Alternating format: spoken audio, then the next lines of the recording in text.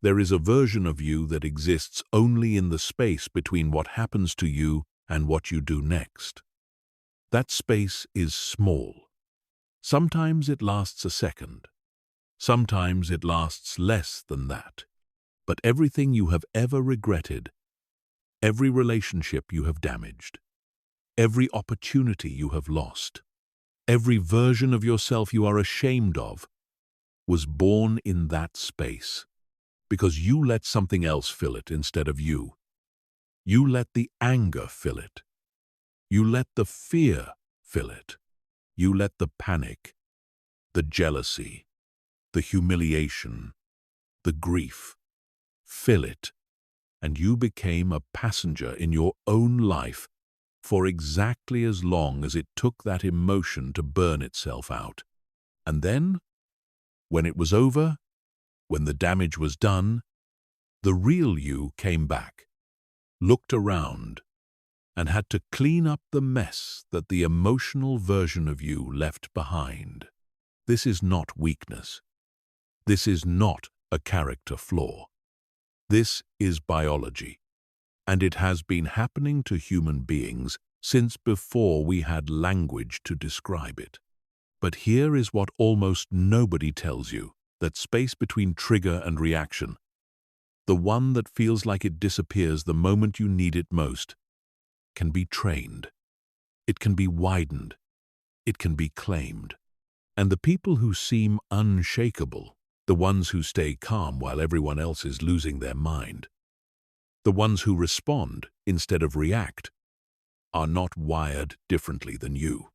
They have simply learned to live inside that space instead of being swept past it. This is what this is about. Not suppressing what you feel, not becoming cold or detached or pretending you are fine when you are not. Mastery is not the absence of emotion. Mastery is the presence of choice inside emotion.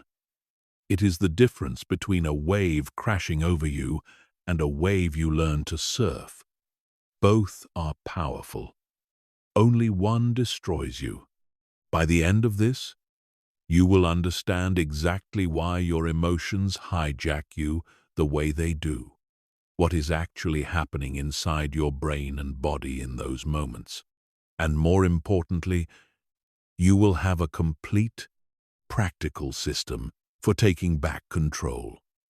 Not someday, not after years of meditation retreats, starting with the very next moment that tests you. Because here is the truth you already know somewhere inside yourself. You are not going to stop having intense emotions. Life is not going to stop throwing things at you. The question was never whether you would feel anger, fear, humiliation, or grief. The question is whether those feelings will run you, or whether you will finally learn to run them. Let's begin. Chapter 1. Why emotions rule you right now. Before you can master your emotions, you have to understand why they master you in the first place. Because right now, for most of your life, they do. Not because you are undisciplined, not because you lack character. Because your brain was built over hundreds of thousands of years to prioritize survival over composure. And it has not caught up to the fact that the threats you face today are rarely the threats it was designed for. Deep inside your brain, buried beneath the layers responsible for language, planning, and reasoning, sits a small almond-shaped cluster of neurons called the amygdala. Its job is simple and ancient. Scan the environment for danger, and if it finds any, act immediately, before the thinking parts of your brain even have a chance to weigh in. This system kept your ancestors alive when a rustle in the grass might have meant a predator. It does not ask questions first. It does not consult your values, your goals, or your long-term plans. It simply floods your body with chemicals designed to make you fight, flee, or freeze. And it does this in a fraction of a second, faster than conscious thought can move. The problem is that your amygdala cannot tell the difference between a lion and a difficult email.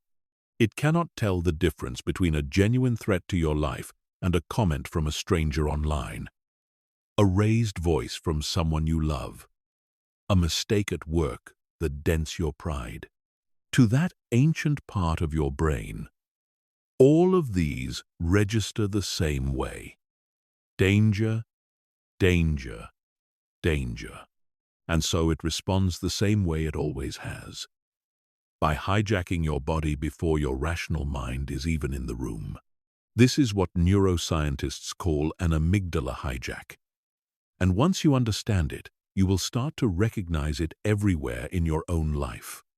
Your heart rate spikes. Your breathing becomes shallow and fast.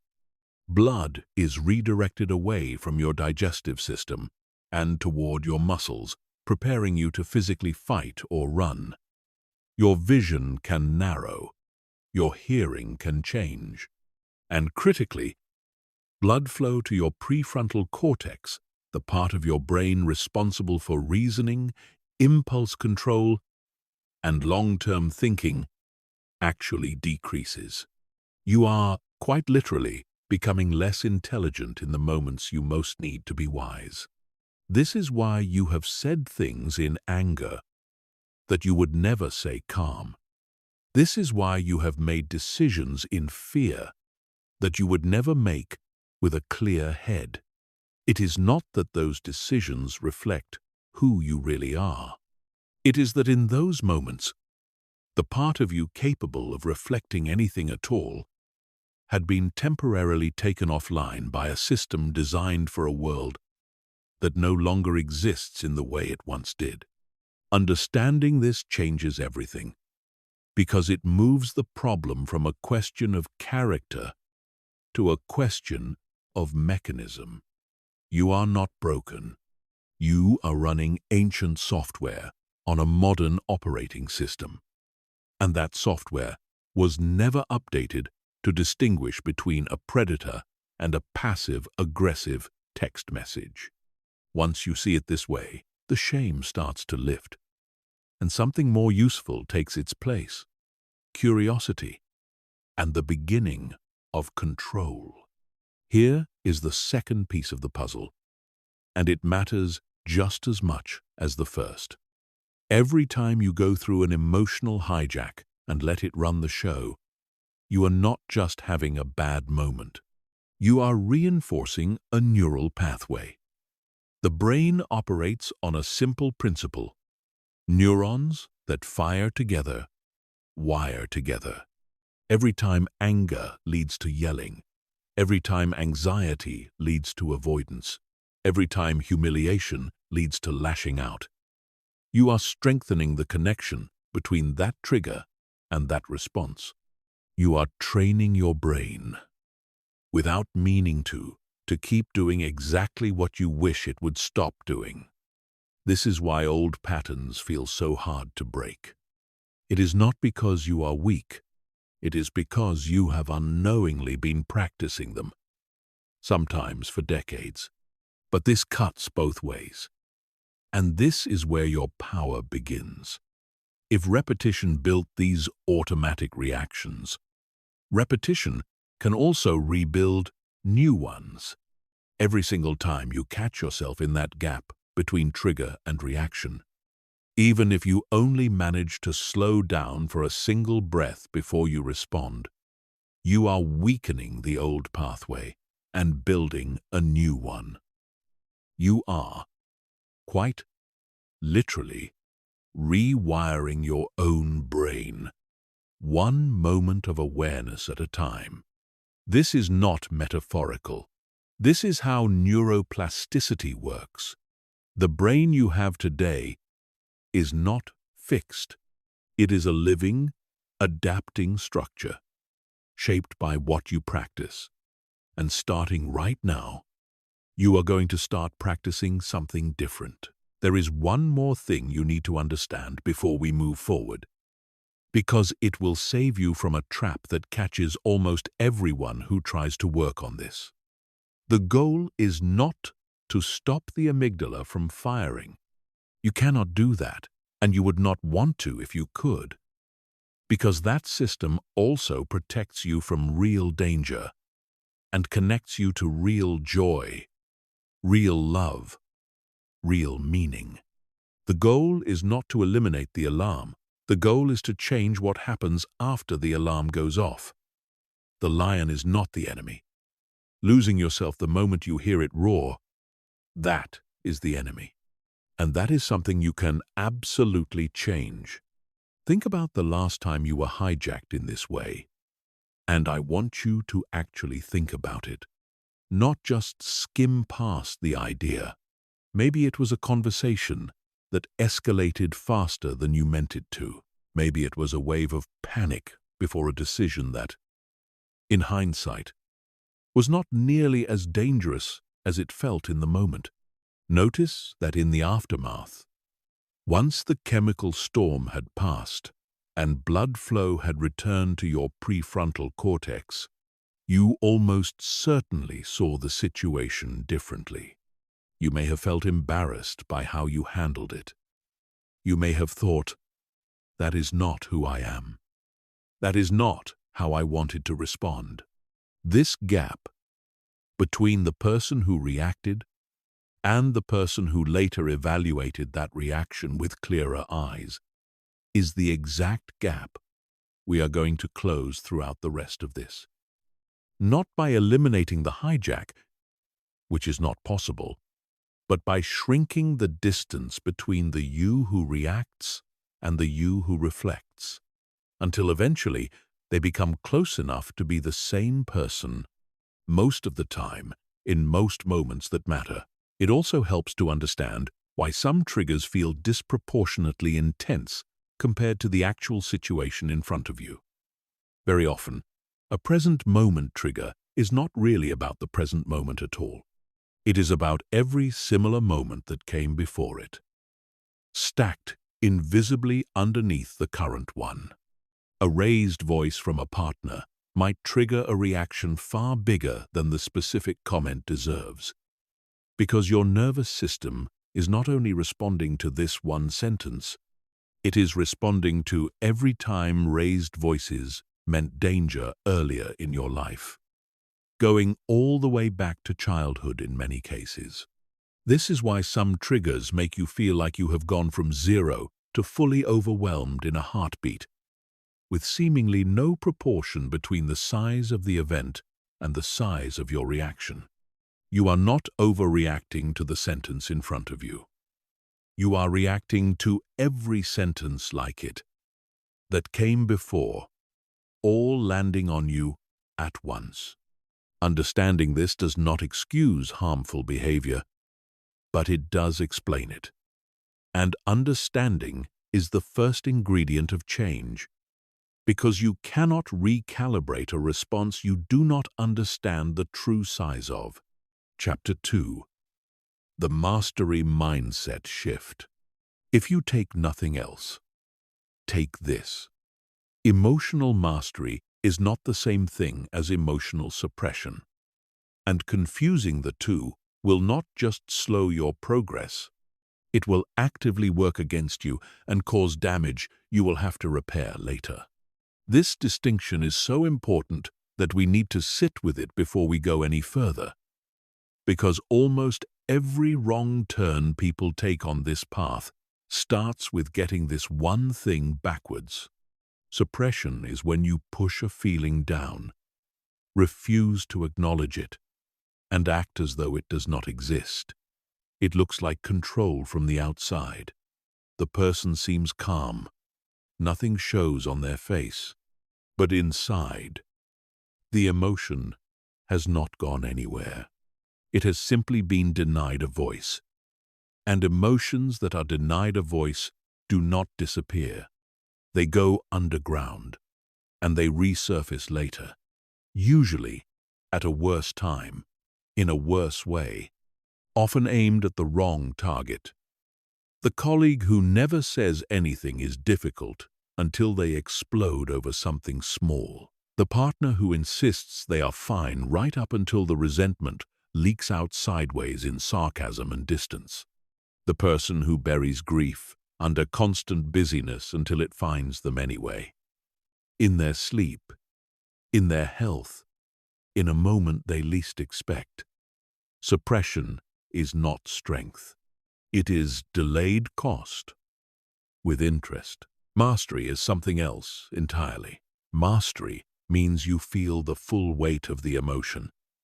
You let it move through your body honestly, and yet you retain the ability to choose your response rather than being dragged by it. Mastery says, I am furious right now, and I am also the one who decides what happens in the next 60 seconds. Mastery says, I am terrified, and I can still take the next right step. This is a radically different relationship with your inner life than most people have ever been taught. Because most of us were raised with one of two broken models. Either we were told to suppress, to be strong, to not cry, to get over it, to keep a straight face, or we were given no framework at all and simply left to be swept along by whatever we felt, calling that authenticity, when really it was just the absence of a skill nobody ever taught us. There is a third way, and it sits between those two extremes. Think of your emotions as messengers, not masters. A messenger arrives at your door carrying urgent information. Anger is a messenger telling you a boundary has been crossed. Fear is a messenger telling you something matters and might be at risk. Sadness is a messenger telling you something valuable has been lost. Shame is a messenger, however clumsy and unwelcome, telling you something about how you see yourself in relation to others. Every single emotion you feel is carrying information that matters. The mistake most people make is one of two things. They either shoot the messenger and refuse to hear what it came to say, which is suppression, or they let the messenger walk straight into the house, sit down at the head of the table, and start making every decision from that point forward, which is being ruled by emotion. Mastery means you open the door, you listen to what the messenger has to say, you thank them for the information, and then you, not them, decide what happens next. This reframe matters because it gives every emotion, even the ones that feel ugly or embarrassing, a legitimate reason for existing. You stop needing to fight your own nature. You stop wasting energy being angry at yourself for feeling angry or ashamed of feeling ashamed, which is a trap that keeps so many people stuck in an exhausting inner war they never asked for and never needed to fight. The moment you stop treating your emotions as the enemy, you free up an enormous amount of energy that used to go toward resisting yourself, and you can redirect all of it toward the actual skill of responding well. There is a practical test you can use to know whether you are practicing mastery or slipping into suppression, and it is worth remembering because it will guide you through every chapter that follows. Ask yourself, am I aware of what I am feeling right now, or am I avoiding looking at it? Mastery always begins with honest awareness. You cannot direct what you refuse to name. If you find yourself claiming you are fine when your body is tense, your jaw is tight, and your mind is replaying the same thought on a loop, that is not calm. That is a lid pressed down on something that is still very much boiling underneath. Real mastery has a different quality to it. It is not the frozen stillness of a lid held down by force. It is the settled stillness of a lake after the wind has passed through and been allowed to move on. This is also where a lot of people get discouraged early, because they expect emotional mastery to feel like emotional absence. And when they still feel the anger, still feel the fear, still feel the sting of the insult, they assume they have failed. You have not failed. Feeling it is not the failure. Losing yourself to it, that is the only failure that matters here. And even that is not really a failure. It is simply information about where your practice still needs to go. From this point forward, every single tool you learn is built on this foundation. You are not trying to feel less. You are training yourself to feel fully and still choose wisely. That is the entire game. And it is a game you can absolutely learn to win. Chapter 3. The Pause. If emotional mastery has a single foundational skill, one technique that everything else in this practice is built on top of, it is this: the pause. Not a complicated technique, not something that requires years of training to access. Just a pause, deliberately placed between the moment something happens to you and the moment you respond to it. And yet, this simple act, this brief refusal to react on autopilot, is the single most powerful tool you will ever develop for taking control of your inner life. Remember what we covered earlier.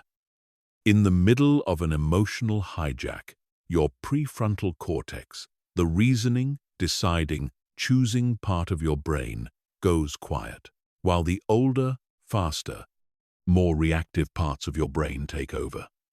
The entire purpose of the pause is to buy enough time for your prefrontal cortex to come back online before you say or do something that the reactive version of you will regret. That is it. That is the whole mechanism. You are not trying to eliminate the emotional surge. You are trying to outlast its most dangerous, most impulsive opening seconds, long enough for the wiser part of your brain to rejoin the conversation. Here is what almost nobody tells you about this: the physiological peak of an emotional reaction, the moment where the flood of stress chemicals is at its most overwhelming, typically lasts somewhere between 90 seconds and a few minutes if you do not feed it with more thought. This is sometimes called the 90-second rule. And while the exact number can vary from person to person and moment to moment, the underlying truth holds. Emotion, left alone, is not actually endless. It rises, it peaks. And if you do not pour fuel on it by rehearsing the story, replaying the insult, imagining the confrontation, it begins to fall. Most people never discover this, because they almost never let an emotion simply run its course without acting on it or feeding it. They speak while the wave is still cresting, and then they are shocked by what came out of their own mouth. So how do you actually create this pause in real life, in the middle of a real conversation, a real conflict, a real moment of pressure, when everything in you wants to respond immediately? The first and most reliable tool is your breath, because breath is the one part of your nervous system's alarm response that you can consciously control. When you feel the first spark of a strong emotion, the tightness in your chest, the heat rising in your face, the tension in your jaw, that is your cue. Not to react, but to breathe. A single slow breath, in through the nose for a count of 4, held for a count of 4, released slowly through the mouth for a count of 6, sends a direct signal to your nervous system that the danger is not immediate, that you have time. This is not a trick or a placebo. It works because your breath and your nervous system are directly linked, and slowing one measurably slows the other. The second tool is physical distance, when you have the option to use it. If you can, And often you can, even if it does not feel like it in the heat of the moment, step away. Say you need a moment. Walk to another room. Step outside. This is not avoidance, and it is not weakness. It is one of the most mature moves available to you, because it removes you from the immediate stimulus that is feeding the reaction, giving your body and mind the physical space to reset. The people who insist on resolving everything the instant it happens, who refuse to ever say, "Let's talk about this later," are often the ones who cause the most damage, not because they care more, but because they have confused urgency with importance. The third tool, and one of the most powerful, is a simple internal phrase you can train yourself to reach for automatically. This feeling is information, not instruction. Say it to yourself, silently. The moment you feel the surge begin. It sounds almost too simple to matter, but the act of naming what is happening, even in this small way, activates the very part of your brain that the emotional hijack was suppressing. You are, in that moment, reminding your prefrontal cortex that it still has a seat at the table. Here is what this looks like in practice. In the kind of moment that used to run you over completely. Someone says something that lands like an insult. In the old pattern, your mouth would already be moving before you had time to think. The words already halfway out before any part of you had signed off on them. In the new pattern, you feel the exact same spark of anger, the exact same heat, but instead of speaking immediately, you take that one breath. You let a beat of silence sit in the space where a reaction used to live automatically. In that beat, you are not doing nothing. You are doing the most important thing you can do. You are giving the wiser version of yourself time to arrive. This will feel unnatural at first, even uncomfortable, because you are working against years, sometimes decades, of automatic wiring, and the automatic pattern will not disappear just because you understand it intellectually. It disappears through repetition, through choosing the pause again and again, in small, low-stakes moments first, until it becomes available to you in the moments that matter most. Start small. Practice the pause when someone cuts you off in traffic. Practice it when a minor inconvenience irritates you. Build the muscle in low-stakes situations so it is strong enough to hold when the stakes are high. Because, make no mistake, the pause is a muscle, and like every muscle, it grows through use, not through understanding alone.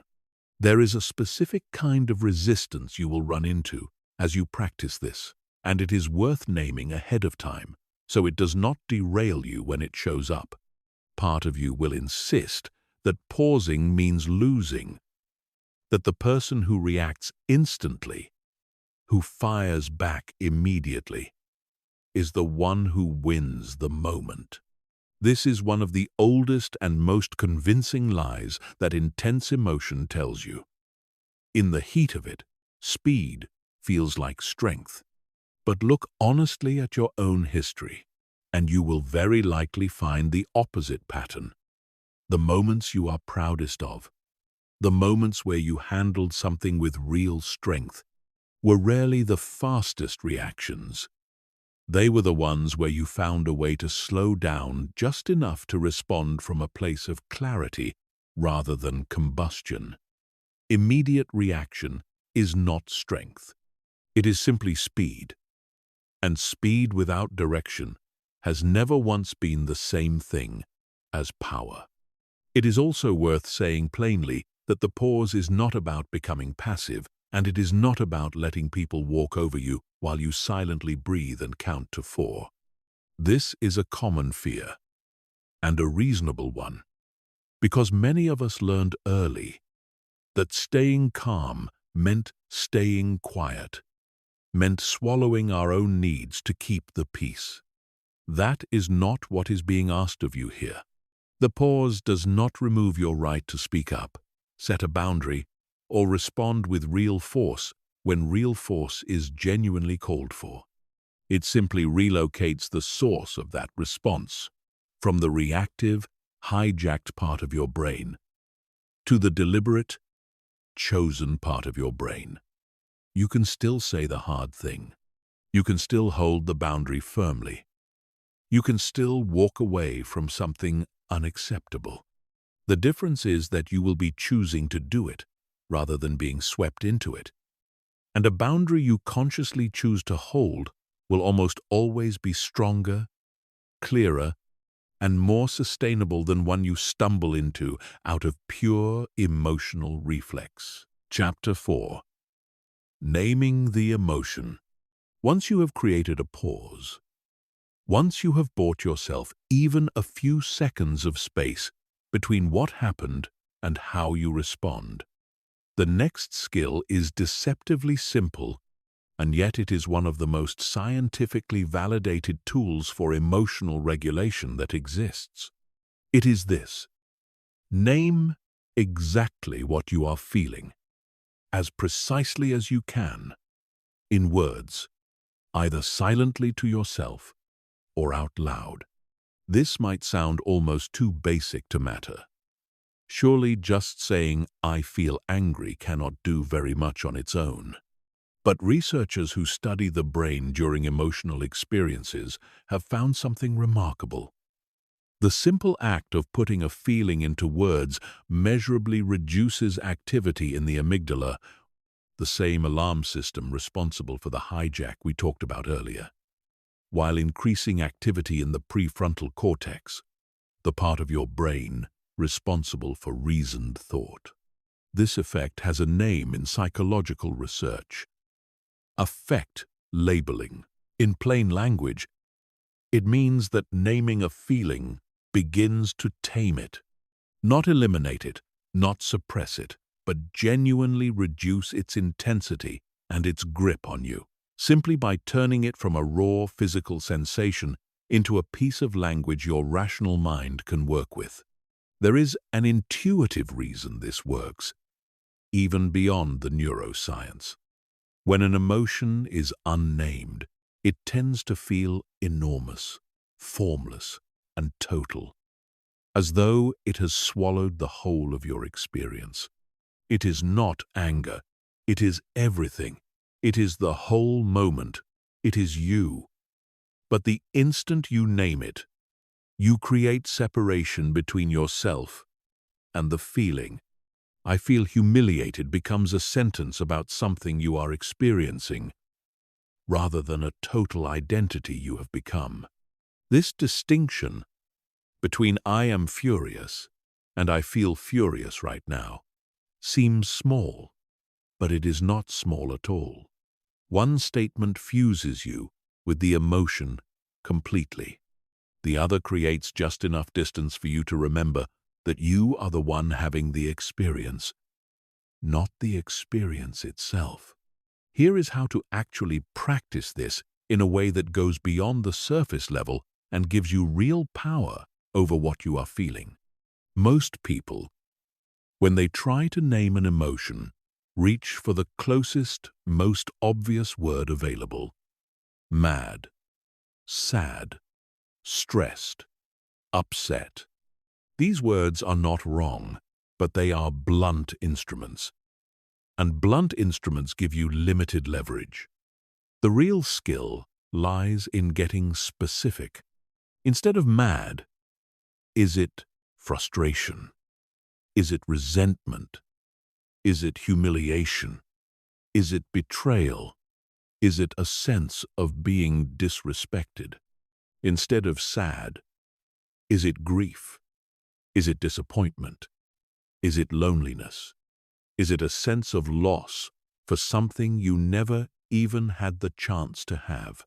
The more precisely you can name what you are feeling, the more information you extract from the messenger. And remember, every emotion is a messenger, carrying something you need to know. This precision matters practically, not just philosophically, because different emotions call for different responses. Generic anger might tempt you to lash out at whoever is nearest. But if you slow down and discover that what you are actually feeling is not anger at your colleague, but humiliation at having your competence questioned in front of others, that is entirely different information, and it points toward an entirely different, more useful response. Perhaps a private conversation about how feedback is delivered, rather than a public argument that solves nothing and damages a relationship you will need tomorrow. There is a second layer to this practice that deepens it even further, naming not just the emotion, but its intensity, on a simple scale you set for yourself, perhaps 1 to 10. This is not about turning your inner life into a spreadsheet. It is about giving yourself another small moment of observation rather than immersion. Asking yourself, on a scale of 1 to 10, how intense is this right now, forces a kind of mental step back that is almost impossible to do while you are still fully submerged in a feeling. You cannot rate something from a place of total fusion with it. The very act of rating it requires you to stand slightly outside it, and that slight distance is exactly where your power to choose lives. There is one more thing worth knowing here, because it will save you from turning this practice into another form of avoidance. Naming an emotion is not the same as analyzing it to death, or using clever language to talk yourself out of feeling it at all. The goal is not to intellectualize your way past a feeling so thoroughly that you never actually feel it. That is simply suppression, wearing a more sophisticated disguise. The goal is brief, honest acknowledgement. This is what I am feeling. This is roughly how strong it is. And now I can choose what to do about it. It should take seconds, not minutes. A quick, precise check-in, not an extended interrogation. Practice this in the small moments of your daily life, not just the dramatic ones, because like the pause, this becomes far more available to you under real pressure once it has become a habit under low pressure. Notice when you are mildly irritated in traffic, and instead of just feeling generically annoyed, ask what it actually is. Impatience. A sense of being delayed from something that matters to you. A small loss of control over your own time. Notice when you feel a flicker of envy scrolling through other people's lives online. And instead of letting it sit as vague discomfort, name it honestly. This is envy. This is a signal about something I want for myself. The more fluent you become at naming small emotions accurately, the more this skill will be there for you automatically when the stakes are far higher, in the moments that used to run you over completely before you ever had the chance to choose. Chapter 5. The Physiology Reset. Everything we have covered so far has worked primarily through the mind, pausing, naming, creating space for the rational brain to come back online. But there is another entire dimension to emotional mastery that most people overlook completely, and it may be the most immediately powerful tool in this entire practice because it works directly on the body, and the body, as it turns out, has just as much influence over your emotional state as your thoughts do, if not more. Here is something that surprises most people the first time they truly understand it. Emotion is not just something that happens in your mind and then shows up in your body as a side effect. It is a two-way street. Your thoughts influence your body? Yes. but your body also directly influences your thoughts and your emotional state in real time, and this means you can intervene on your emotions not only by working with your mind, but by deliberately changing your physical state, and the effects can be almost immediate. Let's start with the tool you already have with you at all times: your breath.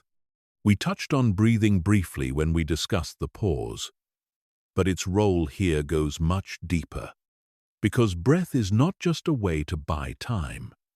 It is a direct lever on your entire nervous system. Your body has two major branches of what is called the autonomic nervous system. One is the sympathetic branch, responsible for the fight, flight, or freeze response, the one that floods you with adrenaline and cortisol when your amygdala sounds the alarm. The other is the parasympathetic branch, responsible for rest, digestion, and calm, sometimes called the rest and digest system. These two systems cannot be fully active at the same time. When one is dominant, the other recedes. And the fastest, most reliable way to shift from sympathetic dominance, that racing heart, that shallow, panicked breathing, into parasympathetic dominance, calm, settled, clear-headed, is through slow, deliberate, extended exhalation. This is why techniques like box breathing, inhaling for 4 counts, holding for 4, exhaling for 4, holding for 4, or extended exhale breathing, where your out-breath is deliberately longer than your in-breath, work so reliably across cultures, across centuries, long before anyone had the language of the nervous system to explain why. When you breathe slowly and deliberately, especially when you extend your exhale, you are directly stimulating something called the vagus nerve, a major communication highway that runs from your brain down through your chest and abdomen, and stimulating it sends an unmistakable signal throughout your body. It is safe to stand down. This is not a metaphor, and it is not wishful thinking. It is measurable. It shows up in heart rate variability. It shows up in cortisol levels, and it is available to you in any moment, in any location, with no equipment and no permission needed from anyone around you. Breath is not the only physical lever you have. Your posture and physical position matter enormously as well. And the relationship works in both directions. Just as feeling confident tends to make you stand taller, deliberately standing taller, shoulders back, chest open, chin level, can measurably shift how you feel, even before your mind catches up. This works because your brain is constantly reading signals from your body to help determine what emotional state is appropriate.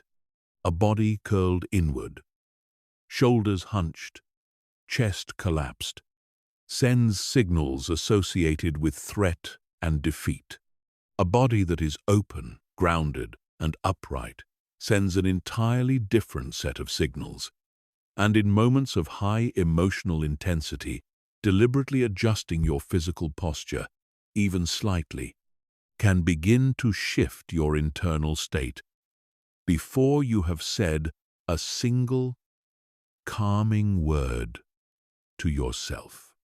There is another tool worth knowing, one that works especially well for panic, overwhelming anxiety, or emotional flooding so intense that breath alone feels difficult to access. Grounding through the senses. This involves deliberately shifting your attention away from the internal storm and onto immediate, concrete physical reality. Notice 5 things you can see around you. Really see them. Their color, their shape. Notice 4 things you can physically feel. The texture of your clothing, the surface beneath your feet, the temperature of the air. Notice 3 things you can hear. This is not a distraction technique in the dismissive sense. It works because intense emotional states especially anxiety and panic, often involve your mind racing into the future or spiraling around the past, and grounding through your senses forcibly returns your attention to the only place your nervous system can actually find safety, which is the present moment, exactly as it is right now. Cold exposure deserves a mention as well, because it is one of the fastest physiological interventions available for extreme emotional flooding. Splashing cold water on your face, or briefly holding something cold, triggers what is sometimes called the mammalian dive reflex, a physiological response that slows your heart rate and shifts your body rapidly toward a calmer state. It sounds almost too simple, but in moments of genuine emotional overwhelm, when your thinking mind feels completely unavailable to you, this kind of direct physical intervention can create just enough of a reset for the other tools in this practice: the pause, the naming, the reasoned response, to become accessible to you again. What all of these tools have in common is this: they treat your body not as a passive vessel that simply reflects whatever your mind decides to feel, but as an active participant, a lever you can pull, a partner in the process of regulation rather than a bystander to it. You do not have to wait for your thoughts to calm down before your body can calm down. You can start with the body and let the mind follow. And often, this is faster, more reliable, and more available to you in the moments you need it most than any amount of thinking your way through it ever could be. What makes this physiological layer so valuable is that it does not require you to win an argument with your own racing thoughts, which, if you have ever tried it in the middle of real panic or real fury, you already know is close to impossible. Trying to think your way out of an emotional flood while the flood is still at its peak is a little like trying to have a calm, reasoned conversation with someone who is shouting over you. The body-based tools bypass that entirely. They work underneath thought, on the actual physiological machinery producing the storm in the first place, which is exactly why they can create a shift so quickly, often within a minute or two, even when the situation itself has not changed at all. This is also why the people who seem naturally unshakable are very rarely people who simply think differently in the moment. Far more often, they are people who, knowingly or not, have built physical habits that keep their nervous system closer to a regulated baseline to begin with. Regular movement, consistent sleep, exposure to natural light, time spent outdoors, all of these shape your baseline nervous system state long before any single triggering moment ever arrives. A body that is chronically underslept, sedentary, and starved of recovery is a body already primed for the sympathetic system to dominate, which means it takes far less to tip it into a full hijack. A body that is well rested and physically cared for has more room, more buffer, more capacity to absorb a stressful moment without spiraling.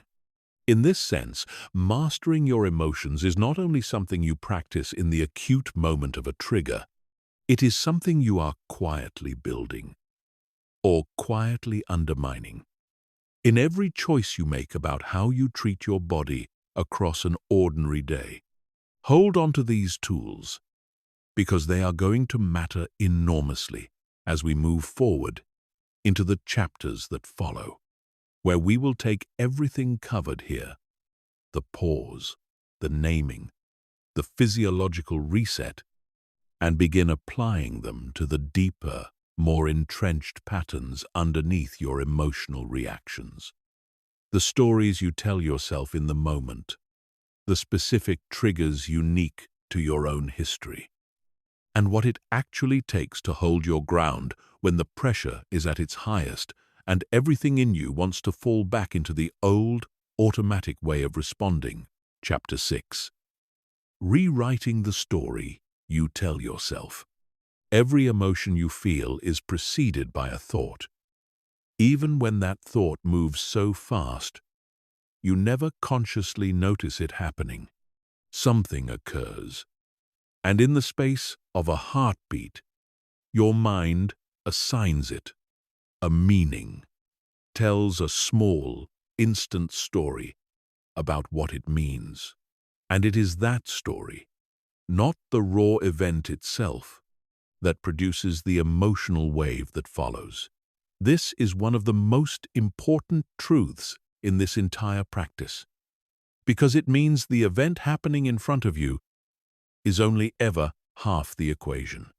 The other half, the half you actually have influence over, is the interpretation your mind attaches to it before you have even had time to think. Consider two people receiving the exact same piece of feedback from a manager. The words are identical. The tone is identical. And yet, one person walks away calm, motivated, already thinking about how to improve. The other walks away furious, humiliated, replaying the conversation for the rest of the day. What separated them was never the event.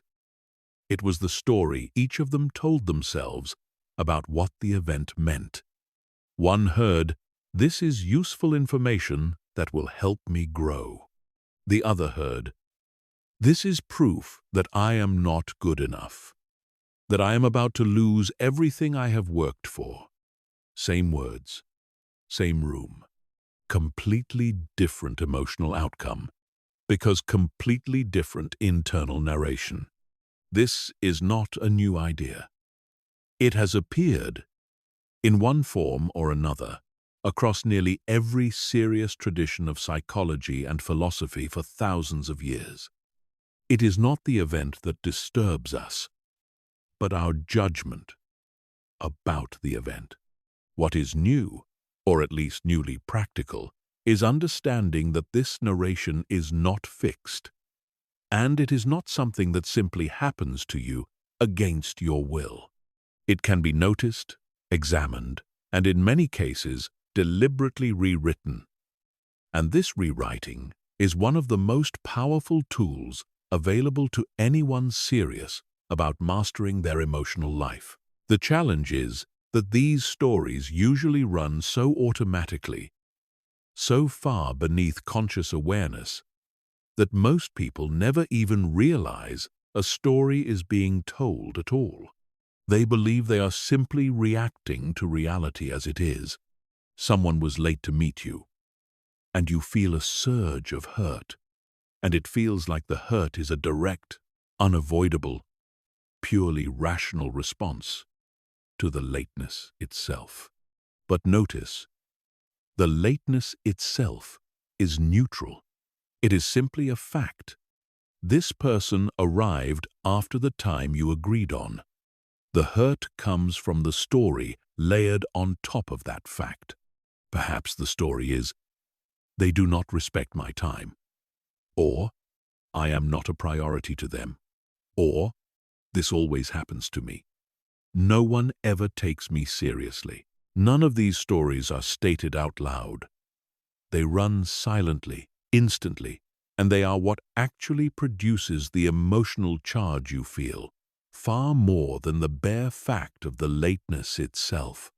The skill here begins with slowing down enough to catch the story as it runs, which is why everything you have learned so far, the pause, the naming, matters so much as preparation for this deeper work.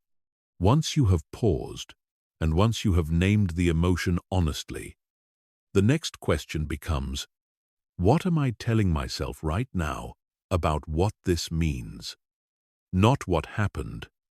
You already know what happened. What does my mind say it means?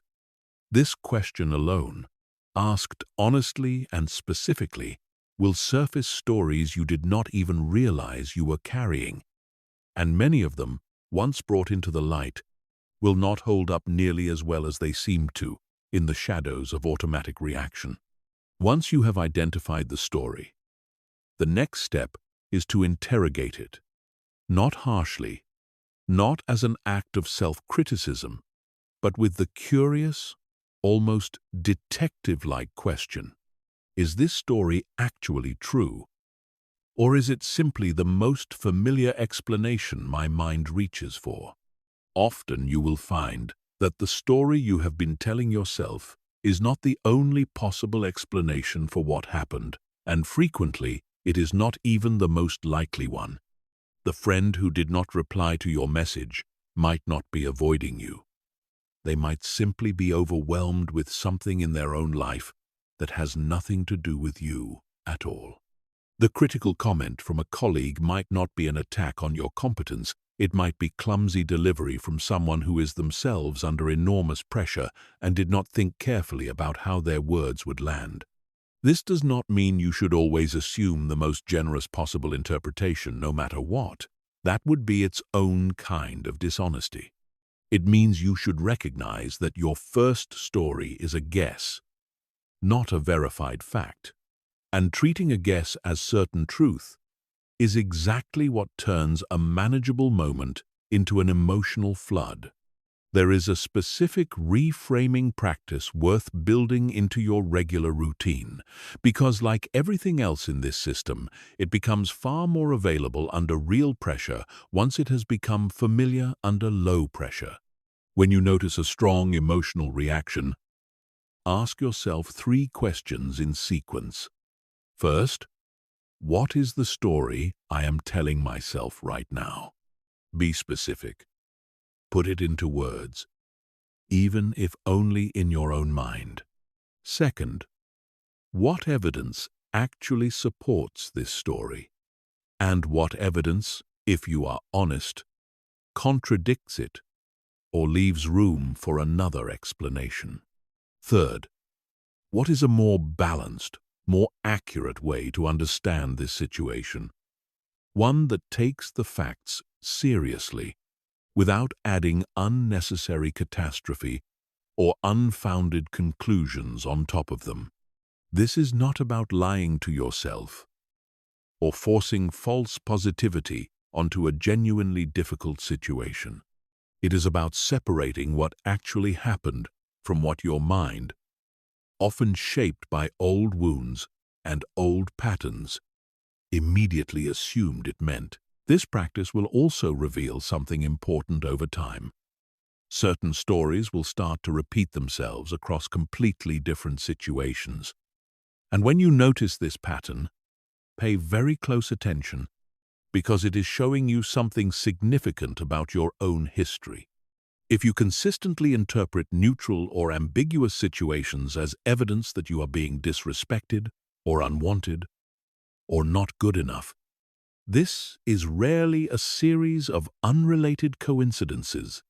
It is far more often a single old wound, formed somewhere earlier in your life, wearing a different disguise each time it resurfaces. Recognizing this pattern does not mean the current situation never matters. It might genuinely matter, but it does mean you can begin to separate what belongs to the present moment from what you are carrying forward from somewhere else entirely. And that separation alone can dramatically reduce the intensity of your reaction, because you are no longer fighting today's small disappointment with the full accumulated weight of every similar disappointment that came before it. There are a handful of these distorted stories that show up so frequently across so many people's lives that they are worth naming individually, because simply recognizing them by name makes them far easier to catch in the moment they arise. One of the most common is what could be called mind reading, where you assume you know exactly what someone else is thinking or feeling about you, usually something negative, without any real evidence beyond your own interpretation. They think, I'm incompetent. They're annoyed with me. They don't actually want me here. These stories feel like certainty, but they are almost always guesses dressed up as facts. And testing them against reality, sometimes, simply by asking the person directly, dissolves an enormous amount of unnecessary suffering that would otherwise have run unchecked. A second common pattern is catastrophizing, where a single setback is immediately projected forward into a worst-case, sweeping conclusion. One critical comment becomes evidence that your entire career is in jeopardy. One difficult conversation becomes evidence the relationship is ending. The mind, under stress, has a strong pull toward the most dramatic possible interpretation, in part because ancient survival wiring favored assuming the worst over assuming the best. Since assuming the worst and being wrong cost far less than assuming the best and being wrong about a genuine threat. But in modern life, where most of your triggers are not genuine survival threats, this bias produces far more unnecessary suffering than protection.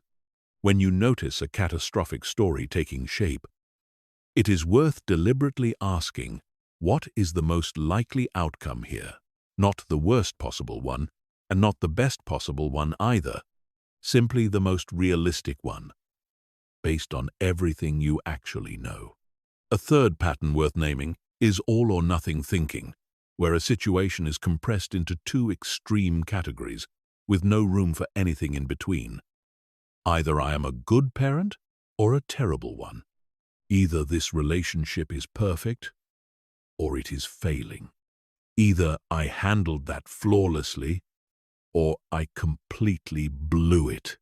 Real life almost never actually operates in these binary terms, and yet the mind, especially under emotional pressure, has a strong pull toward this kind of extreme simplification because nuance requires more cognitive effort to hold than a clean, simple verdict does.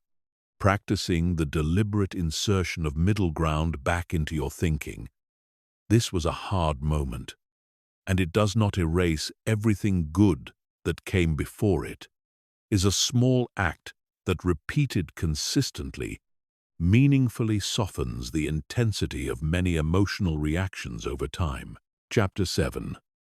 Your personal trigger map. Up to this point, everything covered has applied broadly. Tools that work regardless of what specifically sets you off. But real mastery requires something more personal, because your particular triggers, the exact situations, people, tones of voice, and circumstances that reliably knock you off balance are not the same as anyone else's. And generic advice will only take you so far without this deeper layer of self-knowledge. This chapter is about building what we will call your personal trigger map, a clear, honest inventory of exactly what sets you off, why it likely does, and what pattern tends to follow once it happens. Most people move through life being ambushed by their own reactions over and over, as though each instance is a surprise. They feel blindsided every single time, even though, if they step back and looked honestly at their own history, they would find the exact same handful of triggers appearing again and again, in different costumes, in different relationships, in different seasons of their life. The specific person changes. The specific words change. But underneath, it is very often the same small set of core triggers, repeating themselves endlessly, because they have never been clearly identified and understood. Building your trigger map starts with honest reflection on your own recent history. Think back over the last several months and identify the moments where you lost your composure most significantly, the moments you would most like to have handled differently. Do not judge these moments yet. Simply gather them. For each one, ask what specifically was said or done immediately before you felt the shift begin. Not the general situation, the specific moment, the specific sentence, the specific look, the specific tone.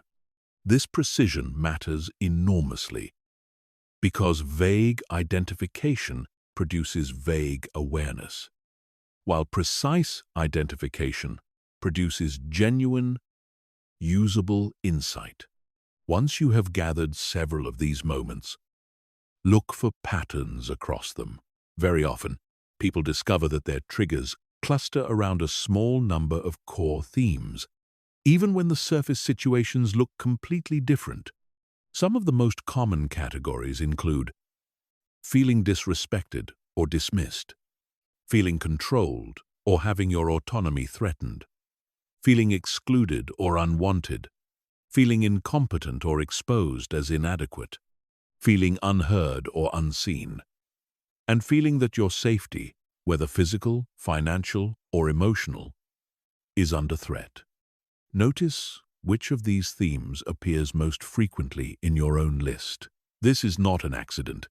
It points towards something specific about your own history, your own early experiences, your own particular sensitivities.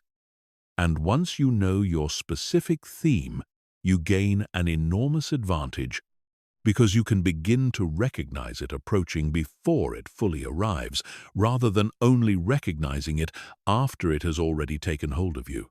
There is a second layer to this mapping that deserves equal attention: the specific bodily sensations that reliably precede your reactions. For most people, there is a physical signature that shows up moments before the emotional wave fully crests. A tightening in the chest, a clenching in the jaw, a heat rising in the face, a sudden coldness in the hands, a specific quality of tension in the shoulders. These sensations are enormously valuable because they function as an early warning system, arriving slightly before the full emotional flood, giving you a small but genuinely usable window to apply the pause before the reaction has fully taken over. Spend time this week simply noticing your own physical signature. The next time you feel even a small flicker of irritation or unease, pause and scan your body. Where do you feel it first? What does it actually feel like? This noticing, practiced consistently, will sharpen your ability to catch your own reactions earlier and earlier, until eventually you are catching the spark before it has any real chance to become a fire. It is also worth mapping the specific people and contexts where your triggers are most active, because emotional reactivity is rarely uniform across every relationship and every setting. Many people find they are remarkably composed at work, but combustible at home, or endlessly patient with strangers, but short-tempered with the people closest to them. This is not hypocrisy, and it does not mean you are a fraud in one setting and your true self in the other. It usually means that the relationships where you feel safest are also the relationships where your guard is lowest, and where old, unresolved patterns have the most room to surface, precisely because those relationships feel secure enough to survive it. Understanding this can remove a significant amount of shame from the equation. It is not that you are worse around the people you love. It is that those relationships are exactly where your unfinished emotional business tends to surface first, and that is actually useful information, not evidence of some deep personal failing. Once your trigger map begins to take shape, the real value comes from using it proactively rather than only reflectively. Before you enter a situation you know has historically been difficult for you, a specific conversation, a specific family gathering, a specific type of meeting, take a moment beforehand to consciously prepare. Remind yourself of your known pattern. Decide, in advance, while you are calm, what response you want to practice if the familiar trigger appears. This kind of preparation dramatically increases your odds of responding well, because you are no longer trying to invent a new response from scratch in the heat of the moment. You are simply executing a plan you already made with a clear head, which is always easier than improvising wisdom under pressure. Chapter 8. Holding your ground under pressure. Everything you have built so far, the pause, the naming, the physiological reset, the reframing, your personal trigger map, has been preparing you for this. The moments when the stakes are genuinely high, when the pressure is real, and when the old automatic pattern will fight hardest to reassert itself. It is one thing to practice these skills in a quiet moment of reflection. It is another thing entirely to hold on to them in the middle of a heated conflict, a high-pressure negotiation, a public confrontation, or a moment where something you genuinely care about feels threatened. This chapter is about closing that gap, about making sure the skills you have built actually show up when you need them most, not just when things are calm and easy. The first thing to understand about high-pressure moments is that they are precisely where your training will either hold or collapse, and there is no way to know in advance which one will happen except through deliberate practice under conditions that at least somewhat resemble real pressure. This is why elite performers in every field, athletes, surgeons, pilots, negotiators, spend so much of their preparation time deliberately practicing under simulated stress, rather than only practicing the underlying skill in comfortable low-pressure conditions. A skill that only exists when you are calm is not yet a real skill. It is a nice idea that has not yet been tested.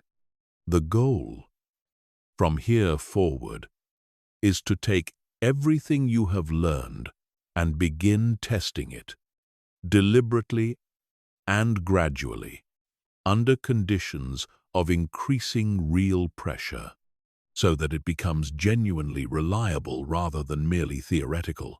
One of the most important shifts in mindset for high-pressure moments is understanding the difference between reacting to protect your ego and responding to protect your actual interests, because these two things are very often confused. And the confusion is exactly what causes so much unnecessary damage in moments of conflict.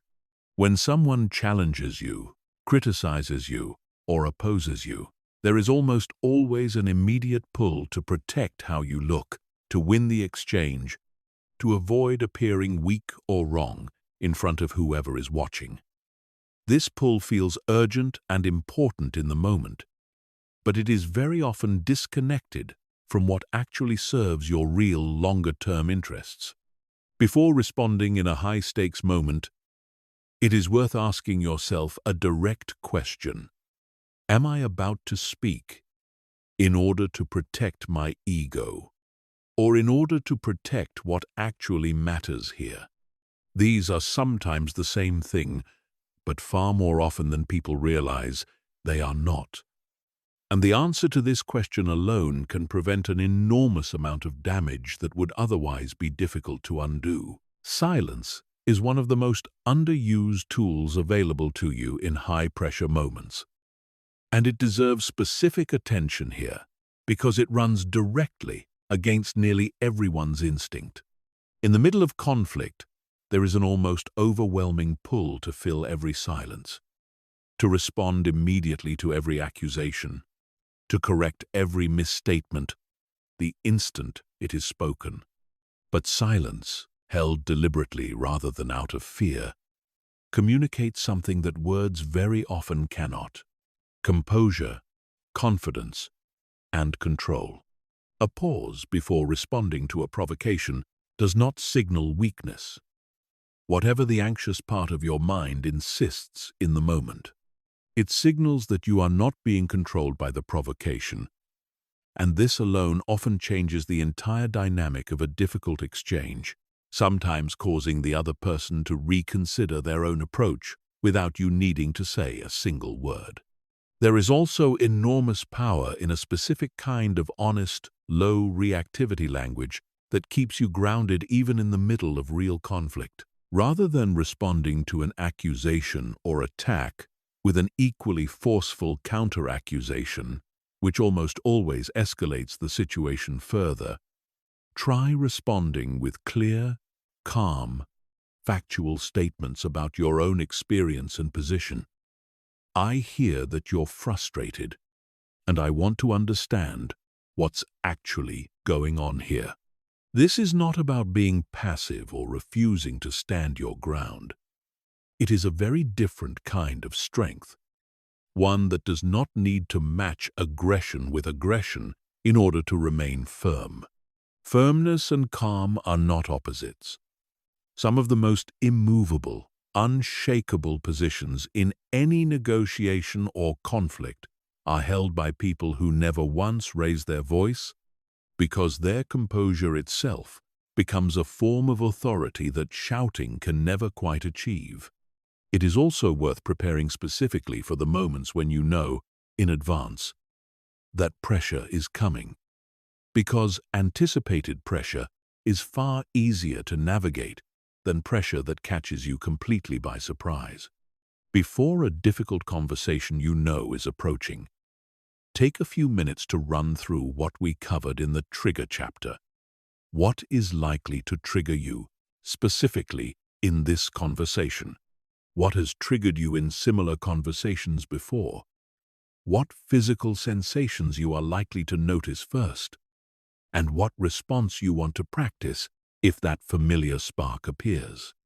This kind of preparation is not overthinking, and it is not anxious rumination. There is an important difference between the two. Anxious rumination spirals endlessly without producing anything useful. Deliberate preparation identifies specific, concrete points where you are likely to be tested and builds a specific, concrete plan for meeting those exact moments with composure rather than reaction. It can also help to build a small set of bridge phrases in advance. Simple, honest sentences you can reach for automatically when a high-pressure moment arrives faster than your composure does. These are not scripts meant to sound rehearsed or robotic. They are simply reliable anchors that buy you a few extra seconds and keep you from filling silence with something you will regret. A phrase like, "I want to respond to this thoughtfully. Give me a moment," does real work in a tense exchange, because it openly signals that you are choosing deliberation over reaction without requiring you to have already figured out exactly what to say next.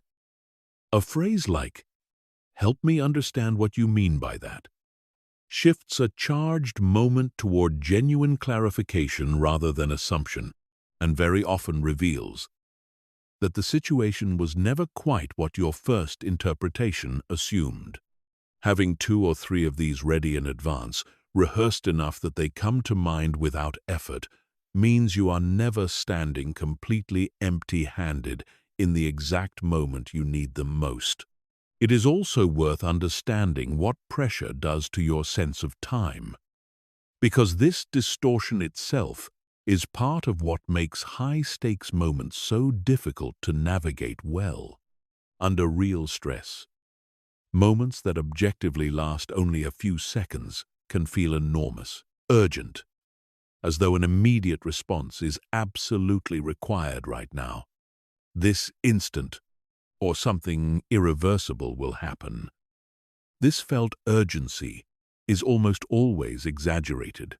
In the vast majority of real conflicts and high-pressure conversations, a few extra seconds of silence, even a full breath, even a brief acknowledgement that you need a moment to think, changes nothing about the actual stakes of the situation, even though it can feel, internally, like the difference between control and collapse.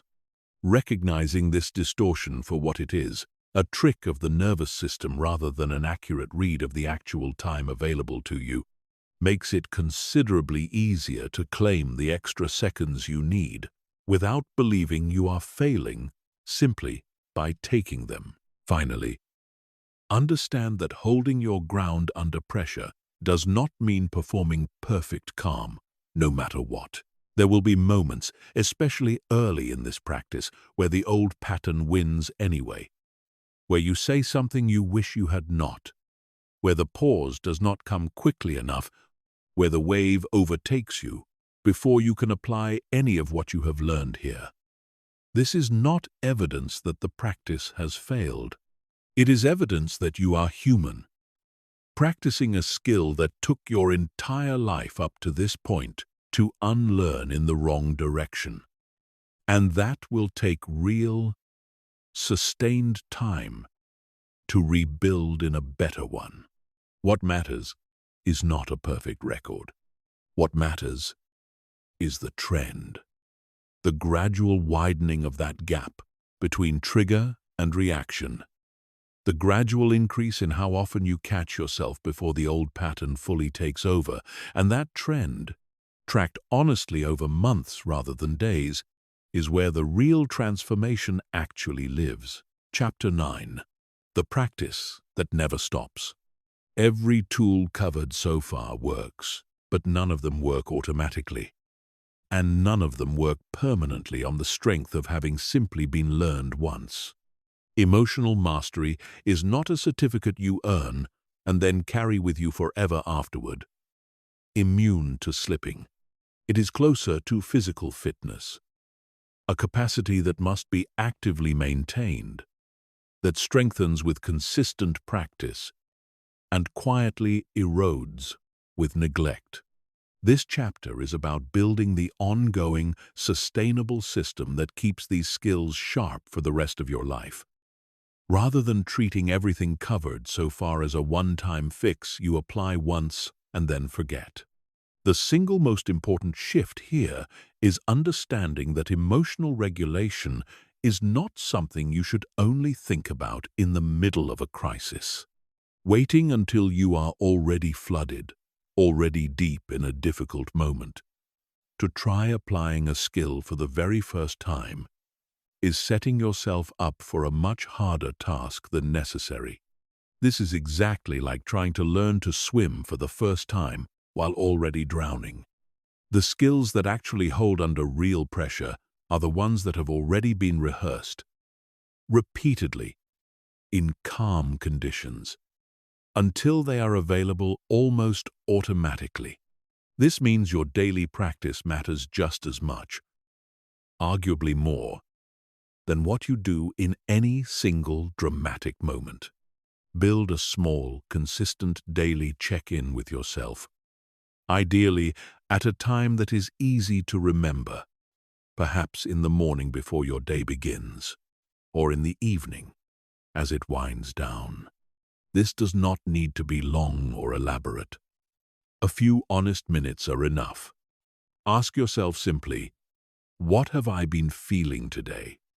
And have I been naming it honestly or avoiding it? Notice any patterns from your trigger map that showed up.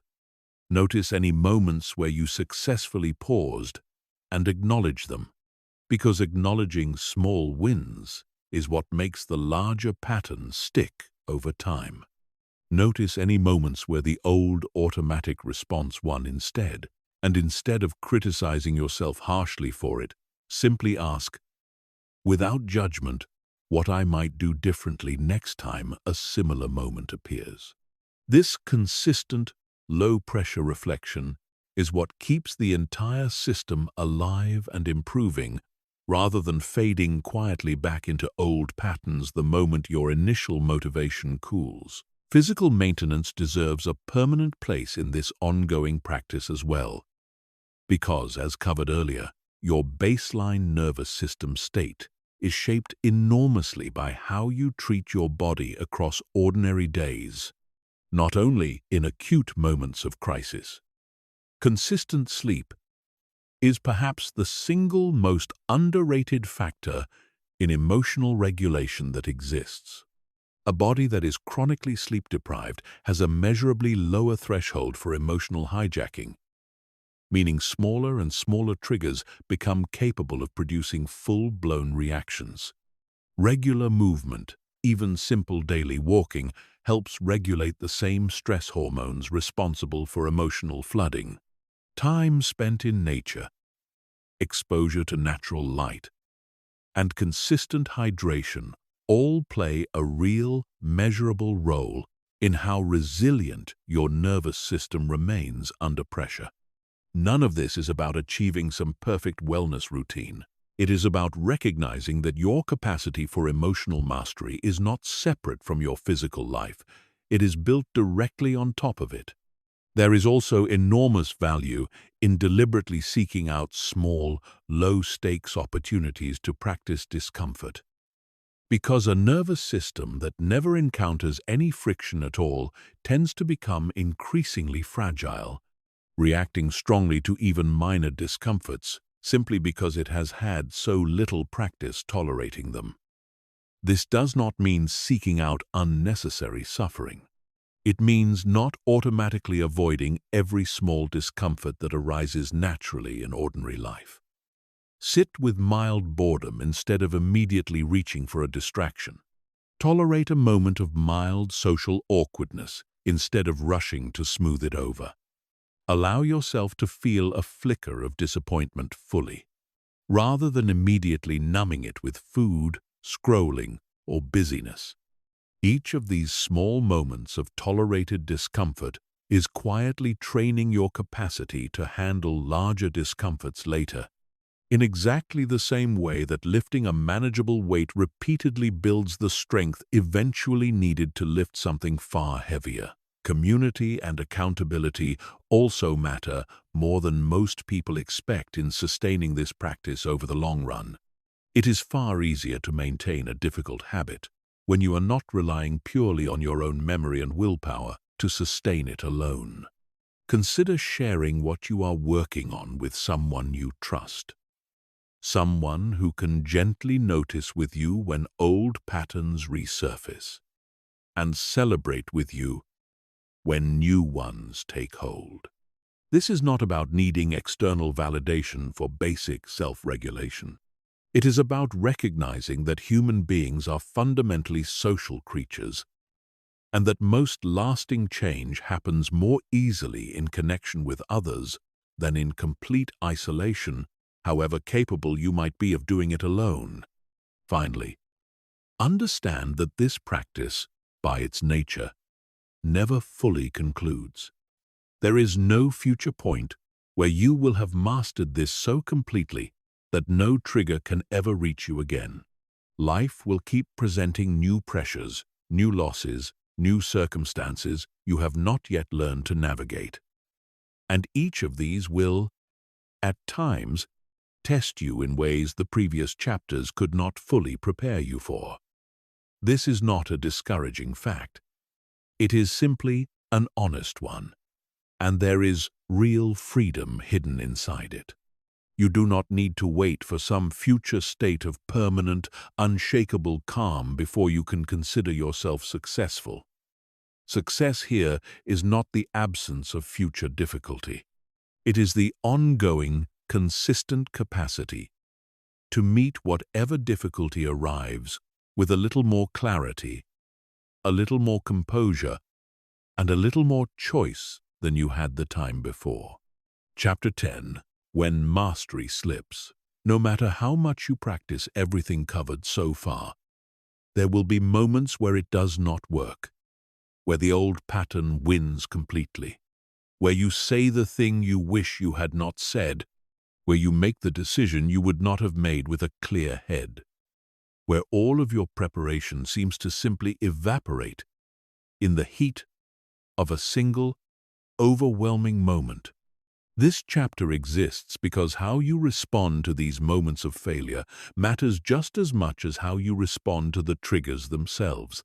And for many people, this is the piece that determines whether the entire practice becomes sustainable over years or quietly collapses after the first serious setback. The first thing to understand is that a single slip does not undo the progress you have made.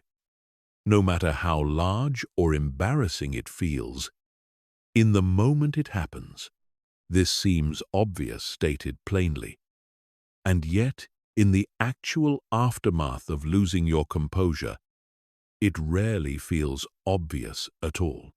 It feels, instead, like proof that nothing has really changed, that all the practice was somehow fake, that the old version of you was the true version all along, and every moment of progress before this was simply an illusion that has now been exposed.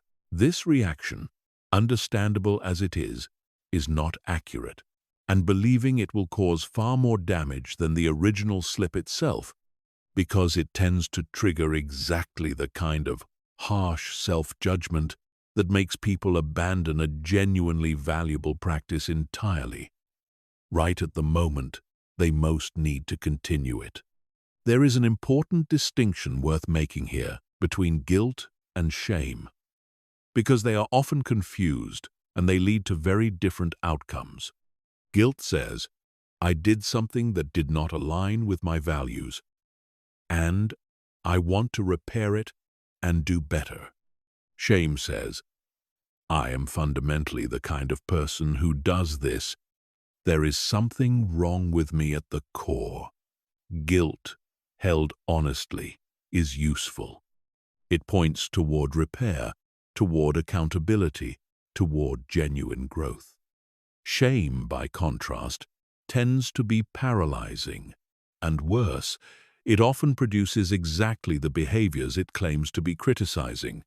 Because a person who believes they are fundamentally flawed has very little motivation to keep practicing a skill, they have already privately concluded they are incapable of mastering.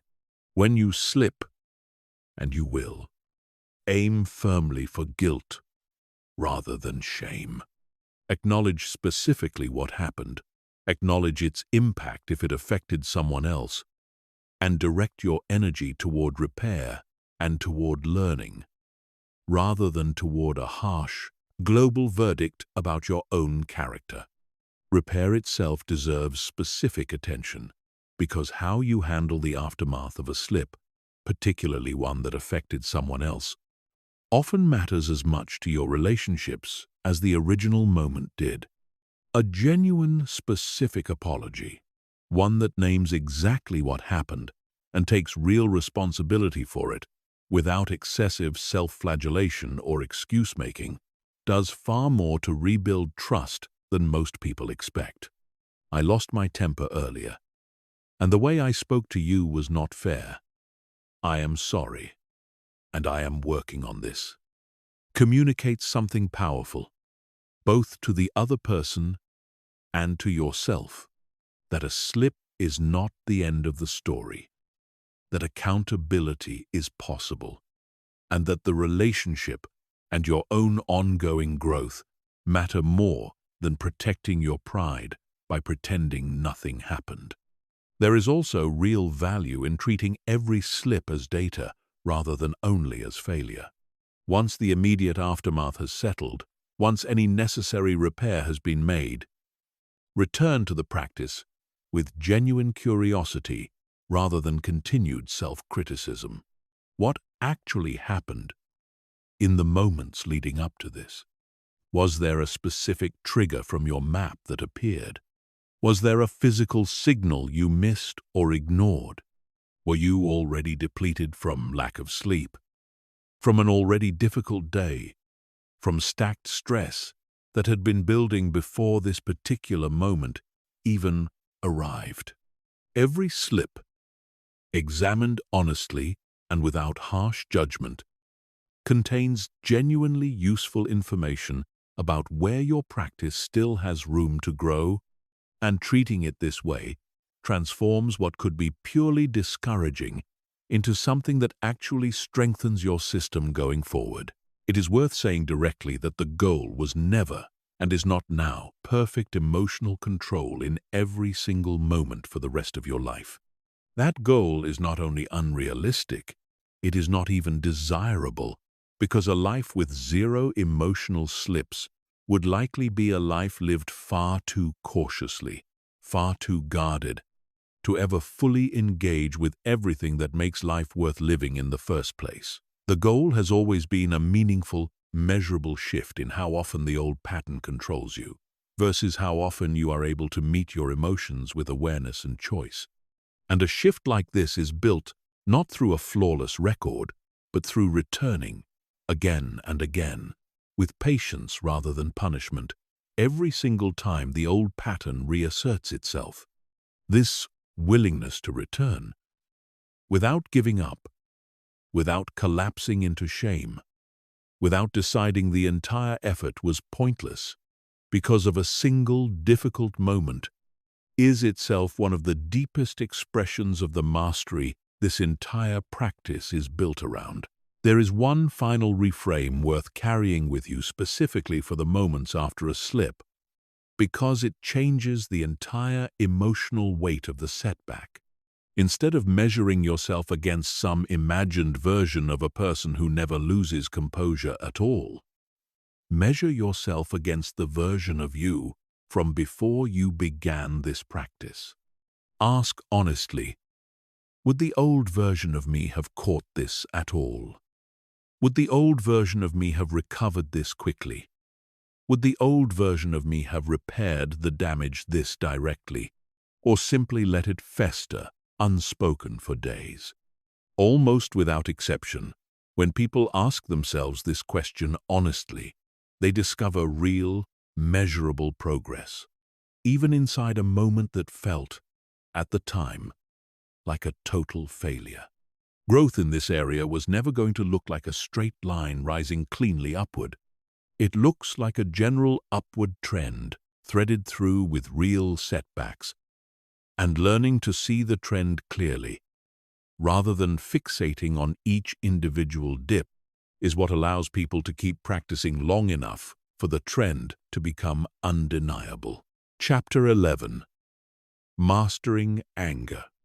Of all the emotions we experience, anger tends to cause the most visible, most immediate damage, because unlike sadness or fear, which often turn inward, anger is built to move outward, to push, to confront, to defend. This makes it uniquely dangerous to leave unmastered, and uniquely powerful once it is genuinely understood and channeled well. This chapter takes everything covered so far and applies it specifically to anger, because anger deserves particular attention, not because it is worse than other emotions, but because so few people have ever been taught how to work with it honestly. The first thing to understand about anger is that it is almost never a primary emotion.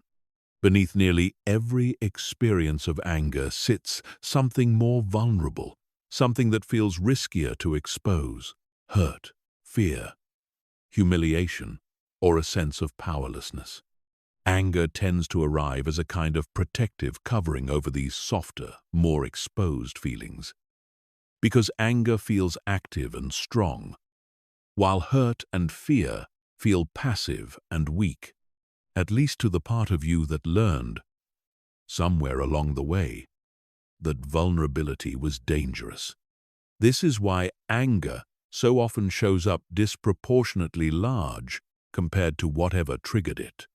The size of the anger is rarely about the size of the triggering event. It is about the size of the more vulnerable feeling hiding underneath it, and the amount of protective force required to keep that vulnerable feeling from being seen by others, and often even by yourself.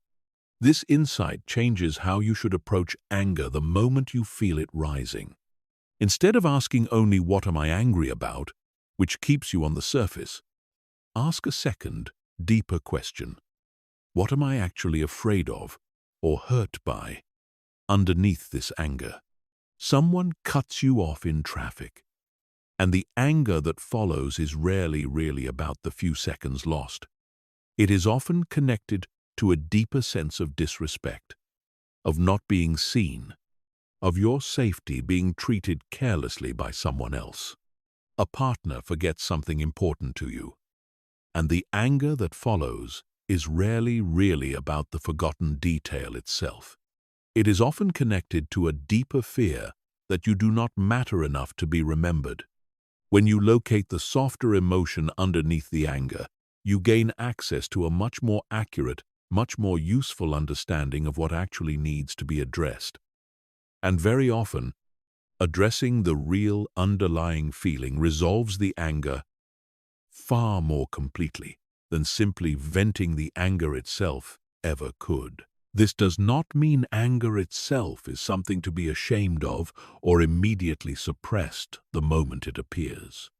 Anger, like every emotion covered in this practice, is a messenger carrying real information. And in the case of anger, that information is almost always related to a boundary. Anger tends to arise specifically when something you value, your time, your safety, your dignity, your fairness, has been crossed or threatened in some way. This is genuinely useful information. The goal is not to eliminate this signal. The goal is to receive it clearly and then choose a wise, proportionate response, rather than letting the raw intensity of the signal dictate your behavior without any filtering at all. There is a particular physical quality to anger that is worth understanding, because it behaves somewhat differently from other emotions in terms of how it moves through the body. Anger tends to produce a significant surge of physical energy, a genuine readiness to act, sometimes described as a feeling of heat or pressure that seems to demand immediate release. This is precisely why unexpressed anger can feel almost unbearable to sit with, and why so many people feel an overwhelming pull to say something, do something, release the pressure immediately, regardless of whether that release is wise. Understanding this physical quality means recognizing that anger genuinely does need an outlet. Suppressing it entirely and pretending it does not exist is not a sustainable long-term strategy, but the outlet does not have to be the person or situation that triggered it, at least not in the first raw moment. This is where physical discharge becomes an especially valuable tool specifically for anger, more so than for most other emotions. Because anger produces such a significant surge of physical energy, moving your body vigorously, even briefly, a fast walk, a set of push-ups, even simply squeezing your hands into fists and releasing them repeatedly, can genuinely help discharge some of that physical intensity before you attempt to respond to whatever triggered it. This is not about avoiding the underlying issue. You still need to address whatever caused the anger eventually. It is about separating the physical intensity of the moment from the actual conversation or decision that needs to happen, so that the conversation can happen from a place of clarity rather than from the raw edge of the initial surge. Once the initial intensity has been discharged even slightly, and once you have located the softer feeling underneath the anger, the next step is choosing how to express what needs to be expressed. This is where the distinction between assertive and aggressive expression becomes critical. Aggressive expression attacks the other person, their character, their worth, often through blame, insult, or contempt.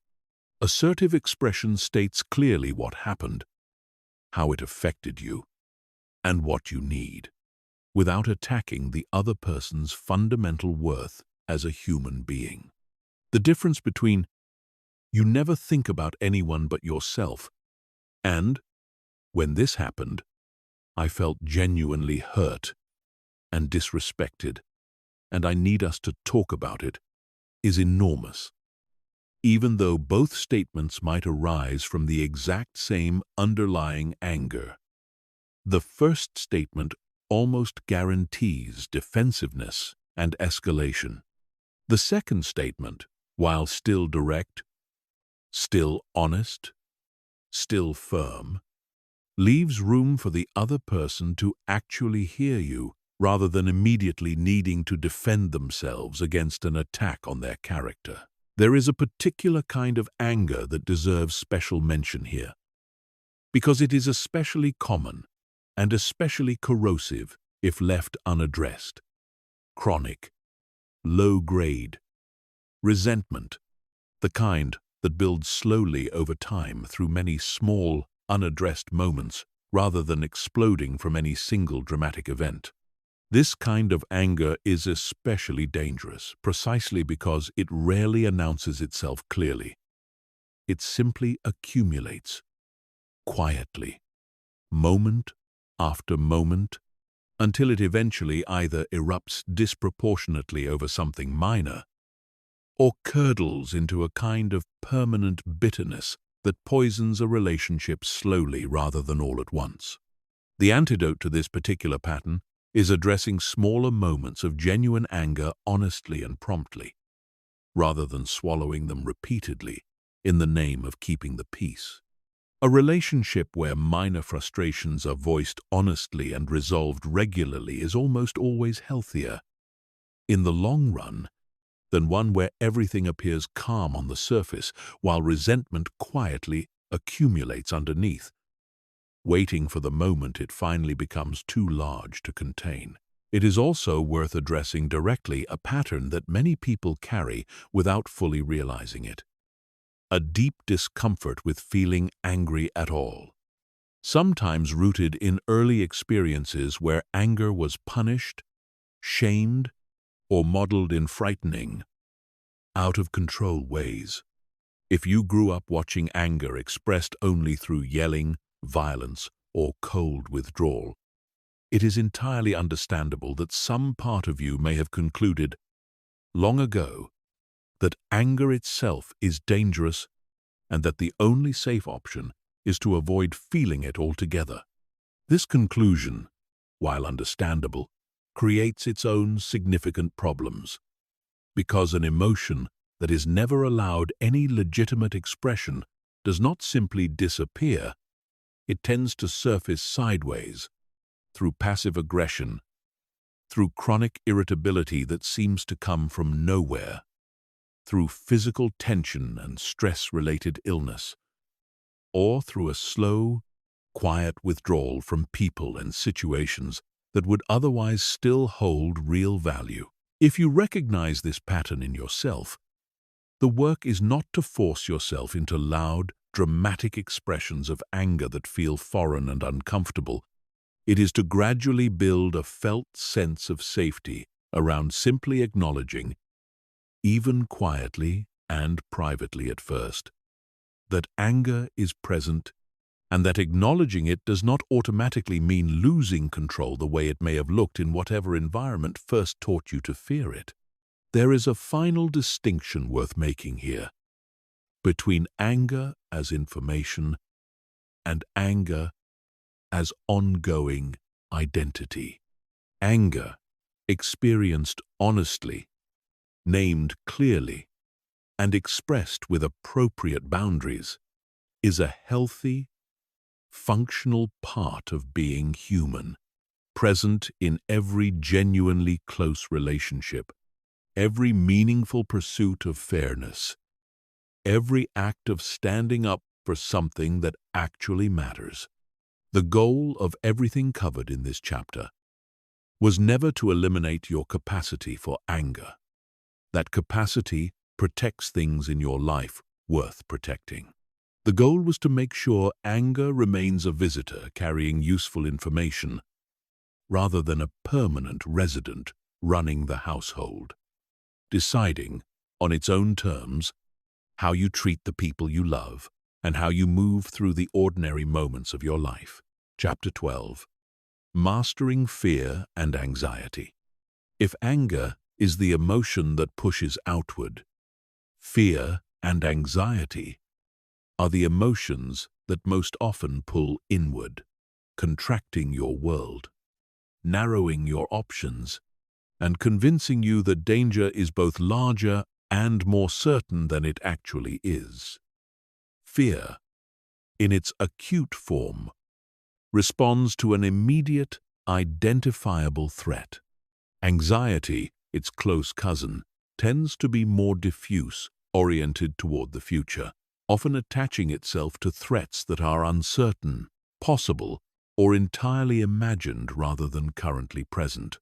Both deserve careful attention here, because both, left unmastered, can quietly shrink a life far more than most people realize while it is happening. The first and most important thing to understand about fear and anxiety is that they are fundamentally protective in origin, oriented entirely toward keeping you safe. This might not feel true when anxiety is keeping you awake at 3 in the morning over something that will likely never happen. But the underlying mechanism is the same ancient alarm system covered earlier in this practice, simply firing in response to uncertainty rather than only in response to immediate physical danger.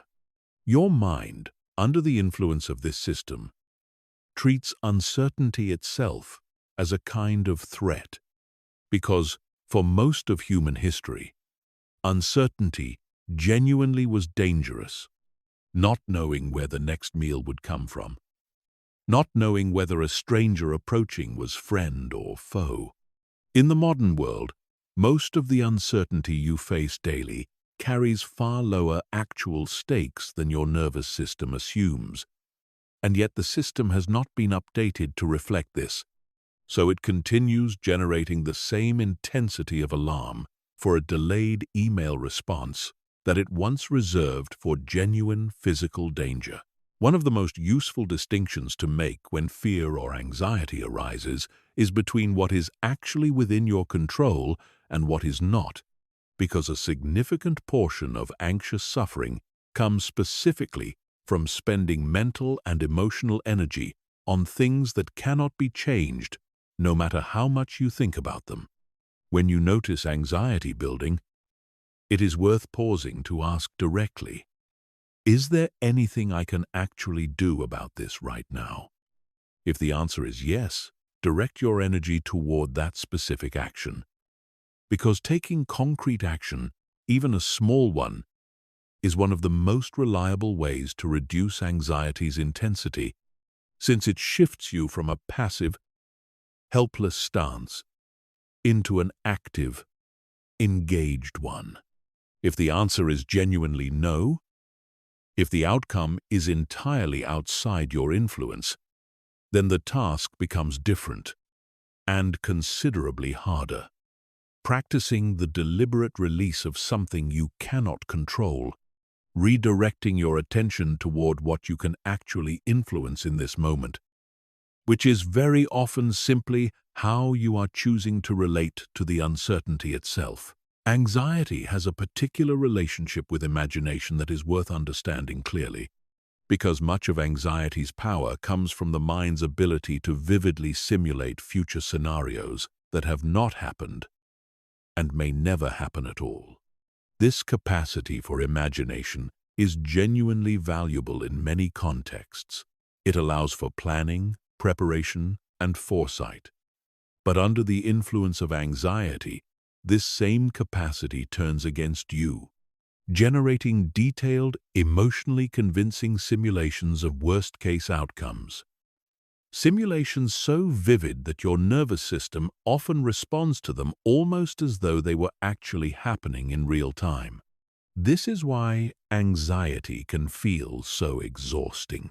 You are, in a very real physiological sense, living through the stress of events that have not occurred, sometimes repeatedly, sometimes for hours or days at a stretch.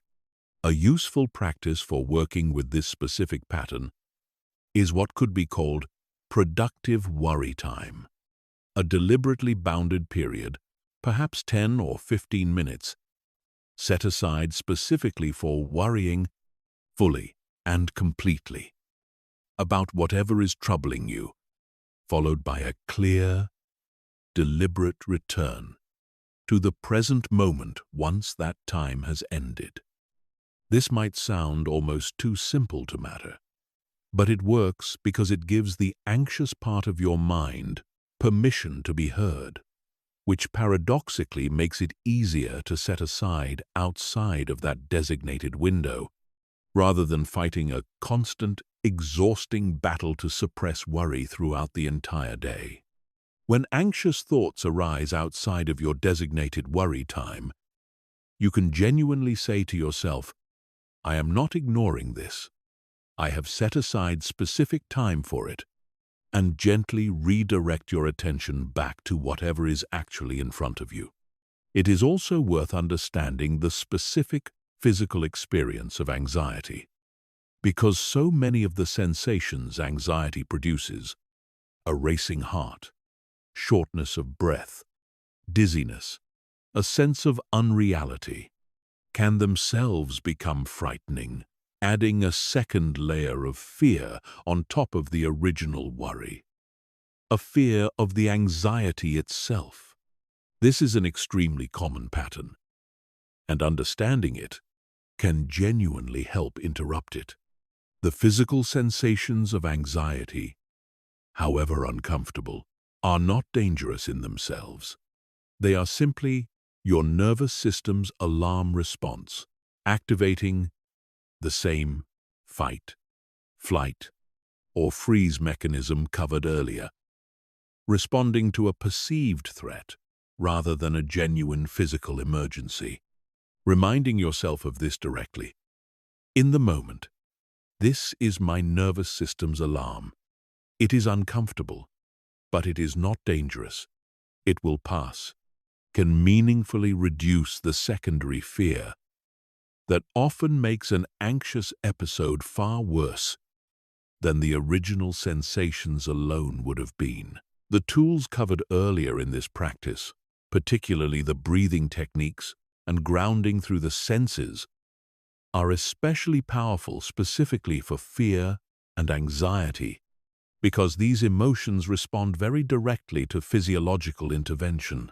Extended exhale breathing, in particular, directly counters the physical signature of anxiety.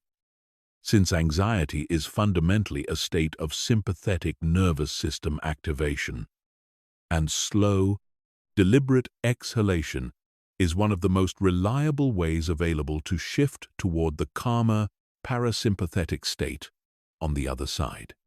Building a consistent practice of these physiological tools, applied not only during acute anxious episodes, but as a regular, ongoing habit, trains your nervous system over time to return to baseline more quickly and more easily, gradually reducing both the frequency and the intensity of anxious episodes as this capacity strengthens. There is one more pattern worth addressing directly, because it is one of the most common and most limiting patterns anxiety produces: avoidance. When a situation, a conversation, a decision, or an environment reliably triggers anxiety, the most immediate, most tempting response is simply to avoid it entirely, and in the short term, this strategy works remarkably well. The anxiety drops almost immediately the moment the feared situation is removed. But avoidance carries a significant hidden cost that only becomes visible over time. Every act of avoidance teaches your nervous system that the situation was indeed dangerous enough to require escape, reinforcing the very fear it was meant to relieve, and making the next encounter with a similar situation feel even more threatening. than the last. This is how anxiety, left unaddressed through avoidance, tends to expand over time, gradually consuming more and more territory as situations that were once merely uncomfortable become situations that feel genuinely unbearable simply because they have never been faced. The alternative to avoidance is not reckless, unprepared exposure to overwhelming situations. That approach tends to backfire and can deepen the very fear it was meant to address. The more sustainable alternative is gradual, deliberate engagement, facing a manageable version of the feared situation, staying present through the discomfort, using the tools covered throughout this practice, and allowing your nervous system to directly experience, through repetition, that the feared outcome does not actually occur, or that even if some difficulty does occur, you are genuinely capable of handling it. This is how confidence in your own capacity to handle anxiety-provoking situations is actually built, not through the absence of anxiety, but through direct, repeated evidence that you can feel anxious and still move forward anyway, which is an entirely different and far more durable form of confidence than simply waiting for the anxiety to disappear before you are willing to act at all. Chapter 13. Emotional Mastery in Relationships. Everything covered so far has focused primarily on your internal experience. But emotions rarely exist in isolation. And for most people, the moments that test emotional mastery most severely happen inside relationships, with the people closest to us, where the stakes feel highest and the history runs deepest. This chapter is about applying everything you have learned specifically to the relational context, because mastering your emotions in private reflection and mastering them in the middle of a real conversation with someone you love are related skills, but they are not automatically the same skill, and the second one deserves direct, specific attention.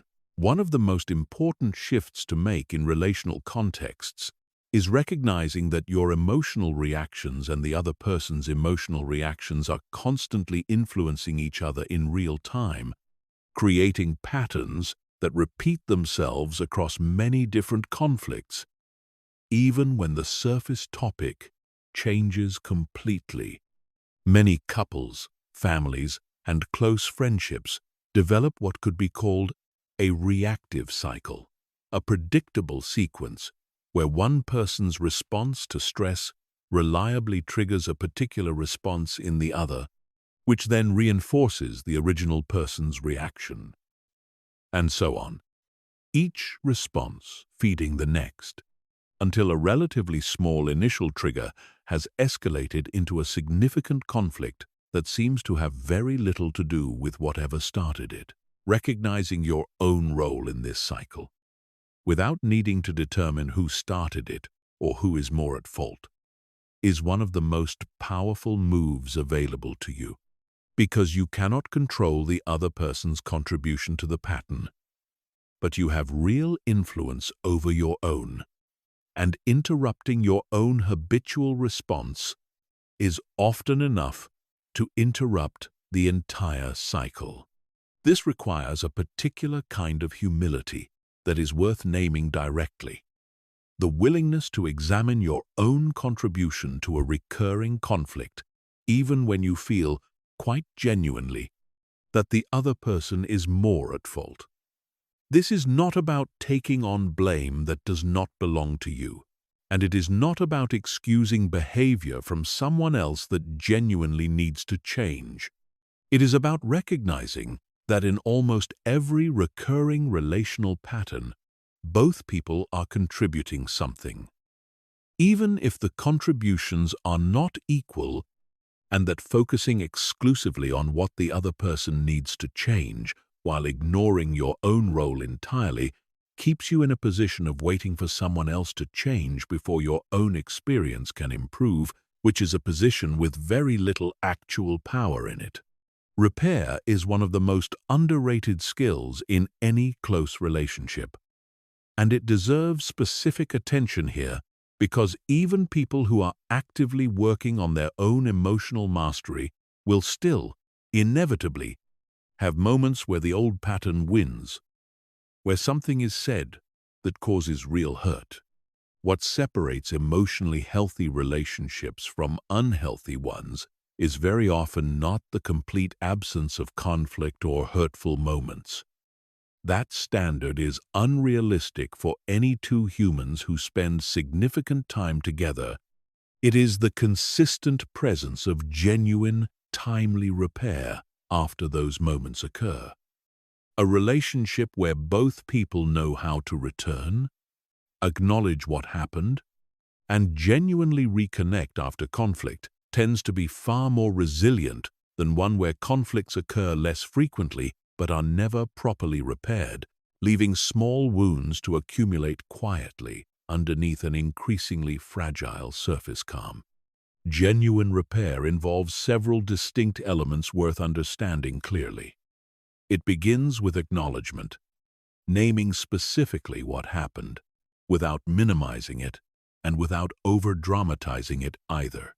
It continues with taking responsibility for your own specific part, even if the other person also contributed to the conflict, because owning your own piece, cleanly and without excessive qualification, is what actually allows trust to rebuild, far more effectively than a mutual, unresolved standoff over who was more wrong.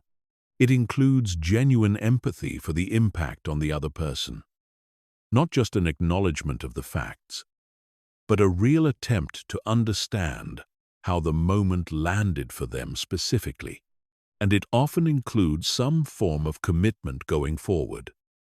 Not a promise of perfection, which nobody can honestly make, but a genuine intention to keep practicing this work, which the other person can reasonably expect to see reflected over time, through consistent effort rather than through any single perfect conversation. There is also enormous value in learning to recognize when someone else is in the middle of their own emotional hijack, because your response to their reactivity has significant power to either de-escalate the moment or accidentally intensify it further.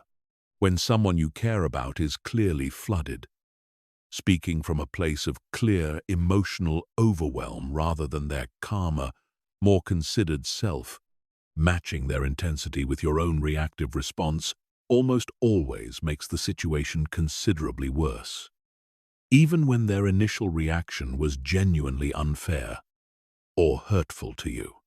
This does not mean tolerating disrespect or absorbing harmful behavior indefinitely. There is an important difference between staying calm and allowing yourself to be treated poorly, and knowing where that line sits for you personally is important work in its own right. But it does mean recognizing that responding to someone else's flooded state with your own composed presence, rather than matching their escalation, is often the single most effective way to help a difficult moment resolve more quickly and with considerably less lasting damage to the relationship itself. Finally, understand that emotional mastery within relationships is not a solo project, even though so much of this practice, up to this point, has focused on your own internal work. The people closest to you will notice, over time, as you begin applying these tools consistently, and this creates a genuine opportunity, not an obligation, to invite them into a similar practice alongside you, whether through open conversation about what you are working on, or simply through the quiet, consistent example of a person who is learning to meet difficult moments with a little more clarity and a little more choice than before. Relationships change slowly, through many small, repeated moments, rather than through any single dramatic transformation. And your own steady practice, sustained over time, has real power to shift not only your own emotional experience, but the emotional climate of every relationship you are part of. It is also worth understanding that people tend to bring characteristic patterns into moments of relational stress, patterns that often trace back to much earlier experiences of closeness and safety, sometimes long before the current relationship even began. Some people, when a relationship feels threatened, move toward increased pursuit, seeking more contact, more reassurance, more immediate resolution, sometimes to a degree that can feel overwhelming to the other person. Others move in the opposite direction entirely, toward withdrawal, needing space and distance to process what has happened before they are able to reconnect, which can, in turn, feel like abandonment to a partner who is wired toward pursuit. Neither pattern is inherently wrong, and neither person is doing something deliberately harmful. But when these two patterns meet without any mutual understanding of what is happening, they tend to intensify each other in exactly the wrong direction. The pursuer pursuing harder as the other withdraws further. The withdrawer withdrawing further as the pursuit intensifies, until both people end up feeling exactly the fear they were each, in their own way, trying to avoid. Recognizing your own characteristic pattern and naming it openly to the people closest to you can meaningfully interrupt this dynamic before it fully takes hold. Simply saying, "When I feel disconnected, I tend to need some space before I can talk about it." And that is not about pulling away from you. It is how I find my way back to being able to show up well. Gives the other person genuinely useful information, instead of leaving them to interpret your withdrawal through the lens of their own fears. Similarly, saying, "When I feel disconnected, I tend to want to talk about it right away, and I know that can feel like a lot," helps a withdrawing partner understand that your pursuit is not an attempt to control them, but simply your own particular way of trying to restore a sense of safety. This kind of open naming will not eliminate the underlying pattern entirely. These tendencies run deep and change slowly, but it transforms a dynamic that would otherwise run silently and destructively in the background into something both people can consciously navigate together. Chapter 14. The Identity Shift.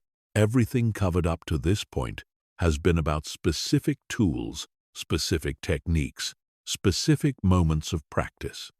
But there is a deeper shift that happens for people who sustain this work over real time.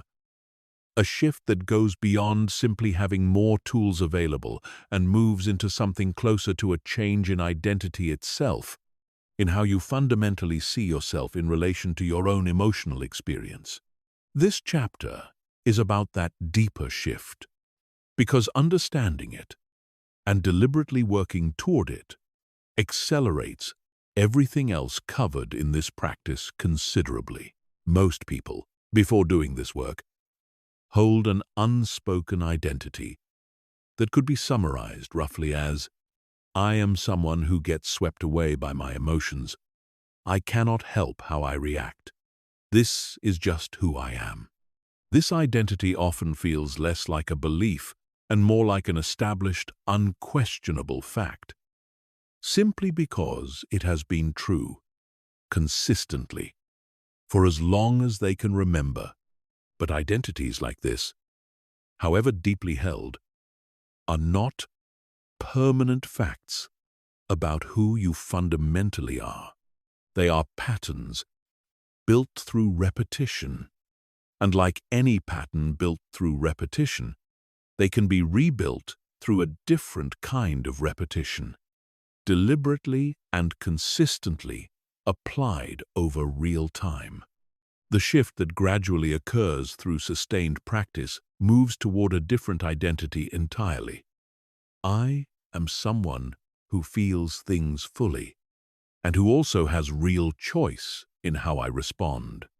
This is not a small linguistic difference. It represents an entirely different relationship with your own inner life. The first identity positions you as a passenger, someone things simply happen to.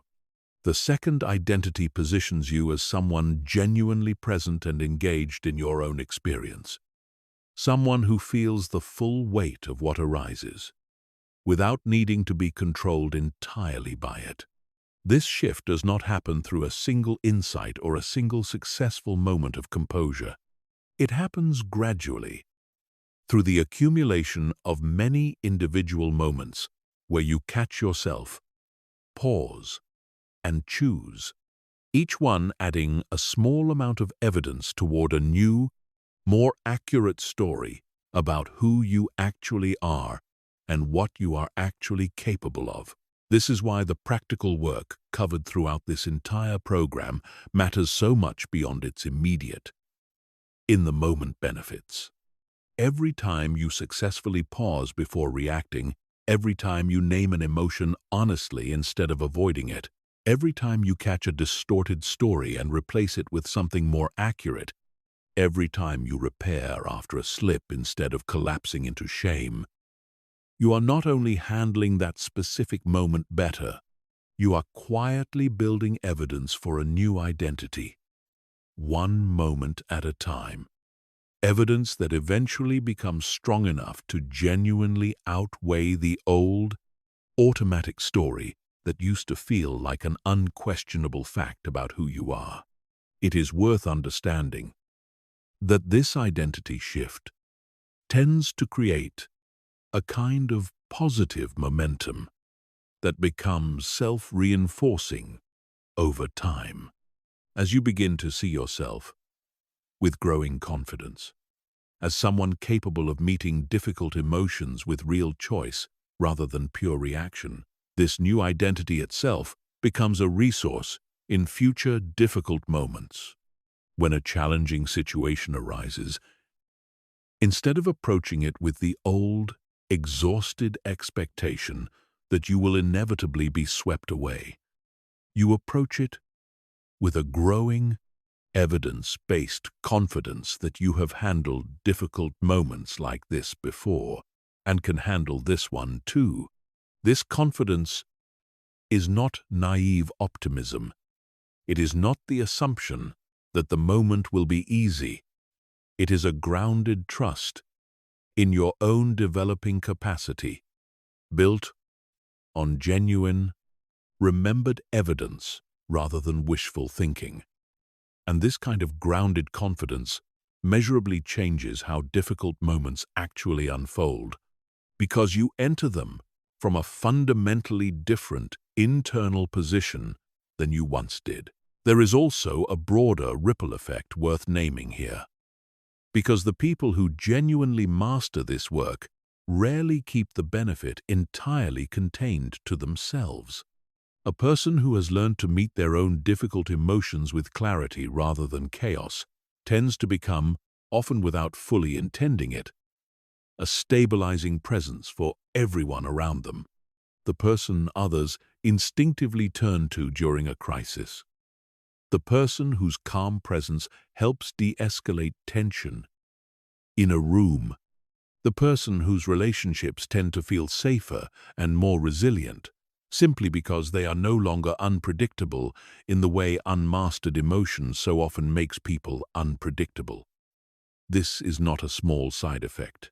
In many ways, it is one of the most meaningful outcomes of this entire practice, because emotional mastery, ultimately, is never only about your own internal experience in isolation. It is about the quality of presence you are able to offer to everyone whose life intersects with yours. Chapter 15. The Life This Builds. We began this by describing a small, easily overlooked space, the gap between what happens to you and what you do next. And everything covered since then has been, in one way or another, about widening that space, about claiming more and more of it as territory where you, rather than pure automatic reaction, get to decide what happens. It is worth pausing here at the end, to consider what a life actually looks like. Once that space has genuinely been widened, once these tools have moved from something you are consciously practicing into something closer to simply who you have become, it does not look like a life free of difficulty, and it was never going to. The situations that once triggered you will likely still arise, in different forms, throughout the rest of your life, because difficulty, loss, conflict, and uncertainty are not obstacles standing between you and a fully lived life. They are simply part of what a fully lived life actually contains. What changes is not the presence of these difficulties, but your relationship to them. The amount of unnecessary suffering you add on top of what is already genuinely hard, and the amount of choice you retain even in the middle of situations that would once have completely swept you away. It looks like conversations that used to end in damage, instead ending in genuine connection, because you were able to hear what someone else needed, instead of only defending yourself. It looks like decisions made from clarity rather than panic. Decisions you can stand behind afterward instead of ones you quietly regret. It looks like relationships that deepen over time instead of slowly eroding under the accumulated weight of unrepaired conflict, because you have learned not only how to avoid unnecessary damage, but how to genuinely repair the damage that does occur, honestly and promptly, rather than letting it quietly compound. It looks like a version of yourself you actually recognize and respect in the moments that matter most, rather than a version you feel you need to apologize for or explain away afterward.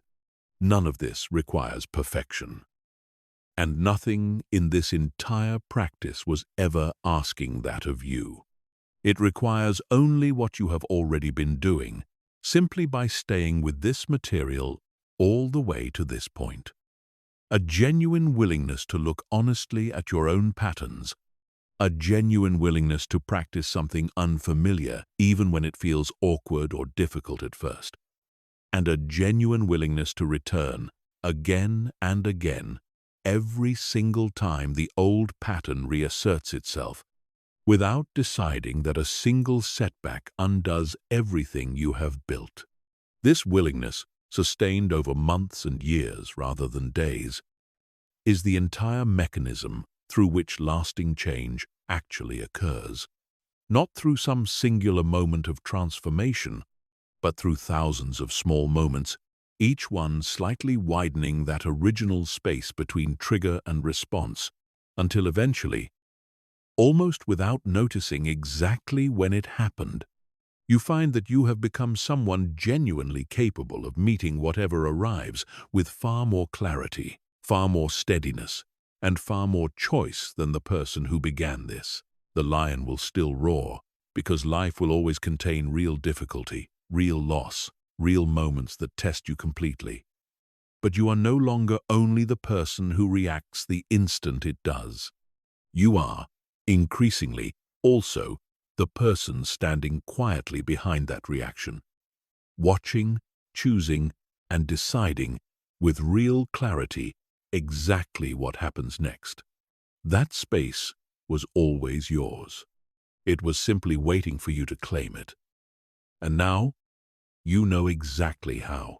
Think back for a moment to the very beginning of this, to the description of a life quietly run by whatever feeling happened, to show up strongest in any given moment, a life where the real you had to keep waking up afterward to clean up whatever mess the reactive version left behind.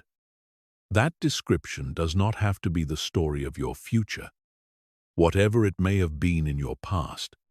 Everything covered across these chapters, the pause that buys you a breath of space, the naming that turns a formless flood into something you can actually work with, the physiology that lets your body lead your mind back toward calm. the honest examination of the stories you tell yourself, the personal map of exactly what sets you off and why, the composure that holds under real pressure, the daily practice that keeps all of this alive, the compassion that lets you recover quickly from the moments it slips, the specific work of meeting anger and fear on their own terms, the deeper relational patterns that shape your closest connections, and finally, the identity shift that turns all of this from a set of techniques into simply who you are. None of it was ever about becoming someone new. It was about becoming more fully, more steadily, more reliably, the person you already are underneath the noise. The version of you that was always capable of meeting life with clarity, waiting only for the tools and the practice to make that version available more of the time. This work will not conclude the moment this ends. It begins in earnest. The next time something happens that used to sweep you away completely. The next difficult conversation. The next disappointment. The next moment where the old pattern reaches for the wheel out of pure habit. That moment is coming, likely sooner than you expect. And when it arrives, you will have a choice available to you that was not nearly as available before. Not a guarantee of perfect calm, not a promise that it will feel easy, simply a choice, real and genuine. Sitting quietly in that space between what happens and what you do next.